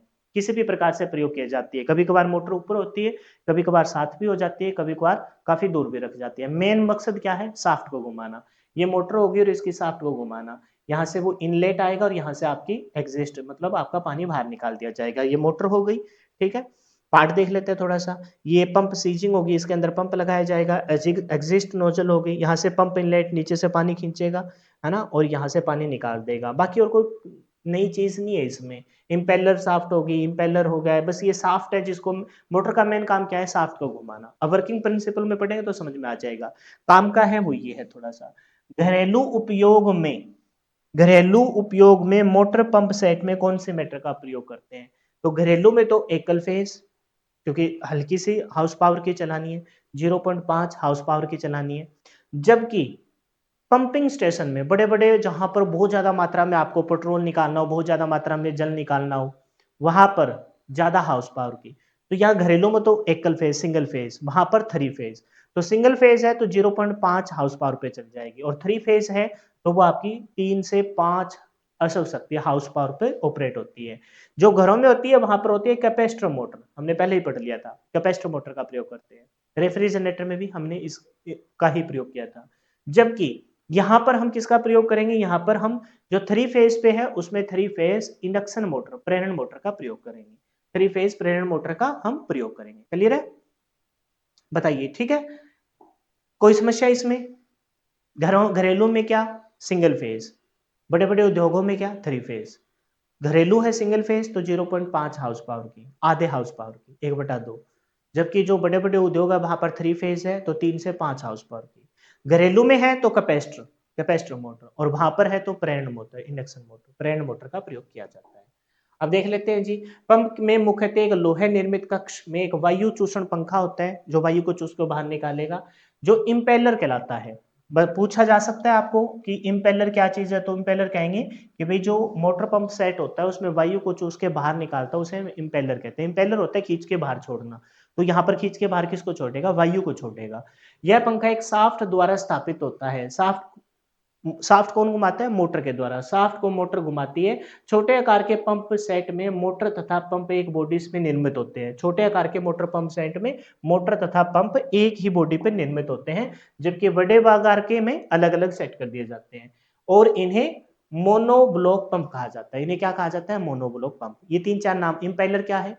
एक प्रकार का चूषण पंखा है जो हवा को बाहर छोड़ेगा, ठीक है। ऐसा कोई सेट जिसमें मोटर और पंप एक पे ही सेट कर दे तो उसे क्या कहेंगे? उसे हम कहेंगे मोनोब्लॉक पंप। उसे क्या कहेंगे? मोनोब्लॉक पंप कहा जाता है। अच्छा, इस शाफ्ट को कौन घुमाता है? शाफ्ट को घुमाती है मोटर। कार्य प्रणाली देखिए। जब मोटर को चालू किया जाता है तो मोटर शाफ्ट के जुड़ा इम्पेलर घूर्णन करता है। इम्पेलर घूमेगा तो हवा को बाहर छोड़ेगा। इम्पेलर के घूर्णन करने से उसके कक्ष की वायु बाहर धकेली जाती है और इम्पेलर कक्ष में आंशिक निर्वात उत्पन्न कर देता है। निर्वात की स्थिति, जहां पर कुछ भी मौजूद ना हो, निर्वात हो गया। अब क्या उठना स्टार्ट होगा? अब जल उठना स्टार्ट होगा। इम्पेलर कक्ष में इनलेट से पहले वायु चूषण और बाद में तरल पदार्थ, पानी है तो पानी, पेट्रोल है तो पेट्रोल, चूषण आरंभ हो जाता है। इम्पेलर के घूर्णन से तरल पदार्थ इम्पेलर कक्ष में आता है और निकासी मार्ग द्वारा बाहर धकेल दिया जाता है। चूषण पंप के कार्य करने के लिए एक सीमा है, एक पर्टिकुलर सीमा है। इससे ज्यादा पे तो नहीं। अब ये तो है नहीं कि नीचे की चट्टान को ही उठा के लेके आ जाएगा पाइप के माध्यम से, ऐसा तो है नहीं। तो कितने वायुमंडलीय दाब पर? तो कह रहे हैं जो 67 सेंटीमीटर पारास्तंभ, मतलब इतने वायुमंडलीय दाब पर ही वर्क कर सकता है, ठीक है। पर निर्भर होता है। यह पंप 32 फीट यानी कि 10.3 मीटर, इससे ज्यादा भी कर लेता है। ये तो यहाँ थोड़ा सा किताबी है, प्रैक्टिकली इससे ज्यादा भी हो जाता है। 32 फीट से अधिक गहराई पर तरल पदार्थ को खींचने में सक्षम नहीं है। तो जहां पर ये मोटर पंप सेट काम ना करे तो वहां पर चूषण के लिए क्या करते हैं? चूषण पंप के इस दोष के कारण अधिक गहराई के लिए तरल पदार्थ निकालने के लिए हम सबमर्सिबल पंप का प्रयोग करते हैं। तो मोटर पंप सेट जहां पर अपने हाथ खड़े कर दे, कितनी? 32 मीटर, 32 मीटर, 32 फीट या फिर 10.3 मीटर गहराई पर अपने हाथ खड़े कर देता है। वैसे तो लगभग ये चला जाता है, 15 मीटर तक चला जाता है। लेकिन वहां पर ये अपने हाथ खड़े कर दे तो वहां पर मोटर पंप सेट की जगह हम किसका यूज करेंगे, हम सबमर्सिबल पंप का प्रयोग करेंगे। ठीक है भाई। अब है डिफरेंट डिफरेंट प्रकार के ये जो मोटर पंप सेट है। सबसे पहले सेंट्रीफ्यूगल पंप, फिर आपका सबमर्सिबल पंप, फिर आपका जेट पंप। ये तीन ही नाम हमने देखे थे। एक मोटर पंप सेट तो हम पढ़ ही रहे हैं। मोटर, और मोटर किसको घुमाएगी, शाफ्ट को घुमाएगी, इंपेलर को घुमाएगी, चूषण करेगी, फिर आपका तरल उठ के ऊपर आने लग जाएगा। यह कम दबाव पे अधिक मात्रा में पानी चाहिए, वहां पर सेंट्रीफ्यूगल पंप का प्रयोग करें। नल का ही समझ लो एक प्रकार का, समझ रहे हो, कम दाब हो, मतलब कम लोड पड़े और ज्यादा पानी आ जाए। इसका उपयोग घरेलू कार्य के लिए किया जाता है। ये आपका सेंट्रीफ्यूगल। सिंपल से कैपेसिटर घरेलू पर है तो मतलब सिंगल फेज पे चल जाएगा, 0.5 वोल्ट पे चल जाएगा, और कैपेसिटर मोटर पे चल जाएगा। सबमर्सिबल पंप कितने, 32 फीट से ज्यादा, 10.3 मीटर से ज्यादा जब मोटर पंप सेट अपने हाथ खड़े कर दे तो सबमर्सिबल। यह पंप में अभिकेंद्रीय पंपों की श्रेणी में आता है। इसका कार्य अधिक गहराई वाले स्थान पर तरल को बाहर निकालना है। जेट पंप, जेट का उपयोग घरेलू कुओं तथा बोरवेल में किया जाता है। जेट पंप कहाँ होता है भाई, घरेलू कुओं में होता है। ये जेट पंप आपको दिखाई दे रहा है। पंप के नीचे वाले भाग में दो पाइप जुड़े होते हैं, जिसमें से एक सेक्शन पाइप होता है और दूसरा एक्शन पाइप होता है। दो पाइप होते हैं, इसमें एक सेक्शन और दूसरा एक्शन। तो ये है जेट पंप। तो ये बस आपको बताया गया कि मोटर पंप नाम ना आए तो आपका सेंट्रीफ्यूगल पंप, या फिर आपका सबमर्सिबल पंप, या आपका जेट पंप। क्या प्रयोग करते हैं वो आपको मैंने बता दिया। एक मोटर होती है जो शाफ्ट को घुमाती है, जो इंपेलर आपकी हवा को बाहर छोड़ेगा, और आपकी तरल को, ये काम का है घरेलू में और पंपिंग स्टेशन में। ठीक है भाई। अब जितने भी उपकरण हमने पढ़े हैं उनसे related last but not list, ये अनुरक्षण और मरम्मत है मोटर पंप की। मोटर पंप सेट की संरचना, सुचारू संरचना के लिए नियमित रख रखाव की जरूरत है। इसमें इम्पेलर की सफाई, बेरिंग की लुब्रिकेशन, बेरिंग है वहां पर लुब्रिकेशन मतलब आपकी ग्रीस वगैरह करते रहना चाहिए। वाइंडिंग की जांच, नट बोल्ट के घसाव शामिल है। मरम्मत के में खराब सील, घिसे हुए, अच्छा खराब सील, सील जब लीक हो जाएगी तो चूषण प्रॉपर नहीं होगा। जिसे हम आम भाषा में खेती बाड़ी करते हैं, पत्ता खड़ा रह गया, समझ गए ना, वो समझ गए होगे। उसमें उन चीजों का ध्यान रखा जाता है ना। जो मिड इम्पेलर को ठीक किया बदला जाता है, वाइंडिंग की नमी को दूर करने के शामिल है। मोटर पंप सेट में बीरिंग को ग्रीस विद्यमान होनी चाहिए। बीरिंग है वहां पर ग्रीस करते रहना चाहिए। इसमें दीर्घ काल तक आवश्यकता अनुसार कोई दोष उत्पन्न नहीं होता। लंबे समय कार्य करते हैं तो बीरिंग खराब हो जाती है, कैपेसिटर को परिवर्तित करने की आवश्यकता हो जाती है। इसमें चा, चाइंडिंग दोष, चाइंडिंग्स दोष युक्त हो जाने पर मोटर की रिवाइंडिंग, ये कोई दोष है, अगर ये दोष आ जाए, कौन सा दोष है, मैंने तो आज तक इसको ध्यान से देखा नहीं, अभी अगली क्लास में कभी देखूंगा तो बता दूंगा। चाइंडिंग दोष, चाइंडिंग दोष युक्त हो जाने पर मोटर की वाइंडिंग बदल देनी चाहिए, रिवाइंड कर देना चाहिए। ठीक है। Last but not list, class लंबी हो गई। न्यूट्रल तथा अर्थ, किसी भी विद्युतिक उपकरण की संरचना हेतु मेन पावर सप्लाई की आवश्यकता होती है। मेन पावर सप्लाई के लिए 3 पिन 3 कोर केबल का प्रयोग करते हैं। 3 तार यानी 3 केबल प्रयोग की जाती है, जिसमें प्रथम तार आपका क्या होता है, लाइव संजीव तार होता है, जो विद्युत सप्लाई में प्रयोग होता है। दूसरा तार नीले रंग का न्यूट्रल होता है, और जो परिपथ को पूर्ण करता है। और तीसरा अर्थ किया जाता है। जहां कहीं भी आपकी कोई घरेलू विद्युतिक उपकरण है, उसमें 3 वायर आते हैं। पहला फेज होता है, सर्किट को पूरा करने के लिए न्यूट्रल होता है, और पूरी बॉडी फ्रेम को अर्थ करने के लिए अर्थिंग का तार होता है ना, जो तीसरा तार होता है। ठीक है। तीसरा तथा तार अर्थ का होता है, जो पूर्णतः उपकरण को सुरक्षा प्रदान करता है, न्यूट्रल। 3 फेज बहुत विद्युत प्रणाली में स्टार संयोजन, 3 फेज में स्टार संयोजन के अंतर्गत तीनों वाइंडिंगों को एक सिरे के एक स्थान पर जोड़कर न्यूट्रल बिंदु बना दिया जाता है। तब प्रत्येक फेज तथा न्यूट्रल के बीच लगभग 230 वोल्ट की उपलब्धता हो जाती है। तो न्यूट्रल कैसे करते हैं, स्टार बाइंडिंग में तीनों को स्टारों में एक जगह पर आपके लाकर न्यूट्रल कर दिया, तो प्रत्येक फेज में अब कितने वोल्ट हो जाएगा, क्योंकि सर्किट पूरा करता है न्यूट्रल, तो 230 वोल्ट आपकी आपूर्ति उपलब्ध हो जाती है। इस प्रकार के प्रत्येक फेज तथा उपनिष्ठ न्यूट्रल में 3 एकल फेज विद्युत आपूर्ति लाइन प्राप्त की जा सकती है। डेल्टा संयोजन में कोई भी न्यूट्रल बिंदु उपलब्ध नहीं होता। ये स्टार और डेल्टा संयोजन जो मैंने आपको बताए थे पॉलीफेज सिस्टम में, आपको बताया भी था। न्यूट्रल किसके अंदर मौजूद होता है, आपका स्टार के अंदर। डेल्टा के अंदर कोई भी न्यूट्रल नहीं होता, तो वहां पर बैलेंस की कंडीशन नहीं आती। तो यहाँ स्टार के अंदर तीनों को एक साथ इकट्ठा कर कर आप क्या कर देते हो, न्यूट्रल बना देते हो। तो प्रत्येक फेज और एक न्यूट्रल के बीच में 230 वोल्ट विद्यमान हो जाती है। अर्थिंग देखिए, विद्युतिक मशीनों की धात्विक बॉडी को भली प्रकार से भू संयोजित किया जाता है, जिससे कि बॉडी तथा क्षण लीकेज कोई हो किसी भी कारण से कोई लाइव फेज तार है वो आपकी बॉडी से टच हो जाए वो तो लीकेज होगी। के कारण उच्च वोल्टेज उपस्थित होने पर किसी भी परिचालक को कोई भी विद्युतिक आघात या विद्युत का झटका ना लगे। न्यूट्रल बिंदु को भी भू संयोजित से जोड़ दिया जाता है। इस प्रकार भू संयोजित तथा न्यूट्रल बिंदु एक ही प्रतीत होते हैं, परंतु वास्तव में दोनों पृथक पृथक है। न्यूट्रल को भी जोड़ दिया जाता है अर्थिंग वाले के साथ, लगेगा दो न्यूट्रल और अर्थिंग एक है, लेकिन न्यूट्रल का प्रयोग सर्किट को पूरा करने के लिए किया जाता है और अर्थिंग का प्रयोग पूरी बॉडी को, है ना, पूरे सिस्टम को लीकेज वगैरह, क्षरण वगैरह की कंडीशन में उस एक्स्ट्रा करंट को पृथ्वी में भेजने के लिए अर्थिंग की जाती है। तो न्यूट्रल और अर्थिंग दोनों ही आपके लिए इंपॉर्टेंट है। न्यूट्रल कब? जब आपका सर्किट कंप्लीट ना हो, और अर्थिंग कब? जब आपकी पूरी बॉडी को आपको सुरक्षा के मद्देनजर में रखते हुए सेव करना हो, तब आप अर्थिंग करते हो। तो ये था आपका कंप्लीट चैप्टर। होप सो मैं आपको समझाने में कामयाब रहा होगा। लास्ट में थोड़ा 5-7 मिनट हम थोड़े जल्दी चले थे, लेकिन उसके पीछे मकसद ये था कि लिमिटेड टाइम में बेस्ट से बेस्ट कंटेंट आपको मिले। जो बच्चे यूट्यूब पे देख रहे हैं, अगर आपको लगता है कि कंटेंट अच्छा है और लिखने वगैरह कोई झंझट नहीं है, इंपॉर्टेंट चीज़ों पे फोकस किया जाता है, लेकिन कॉन्सेप्ट सारा ही डिलीवर किया जाता है, तो वो बच्चे, अगर आपको लग रहा है कि अच्छा कंटेंट है, तो इस सेशन को, इस वीडियो को, इस यूट्यूब चैनल को अपने दोस्तों के साथ जरूर शेयर करेंगे। और कंप्लीट बैच के लिए आपको हमारी ऐप पे जाना पड़ेगा। इस वीडियो के डिस्क्रिप्शन में या फिर आप प्ले स्टोर से डायरेक्ट सर्च कर सकते हो, वीर कॉन्सेप्ट से अपनी ऐप है, जिसमें आपको इलेक्ट्रिशियन थ्योरी का बैच टिल सिलेक्शन तक मात्र 499 रुपये में मिल जाएगा। फिलहाल के लिए इतना ही। जय हिंद, जय भारत। मिलते हैं नेक्स्ट वीडियो में। Bye bye, take care and wish you all the best for your upcoming exam.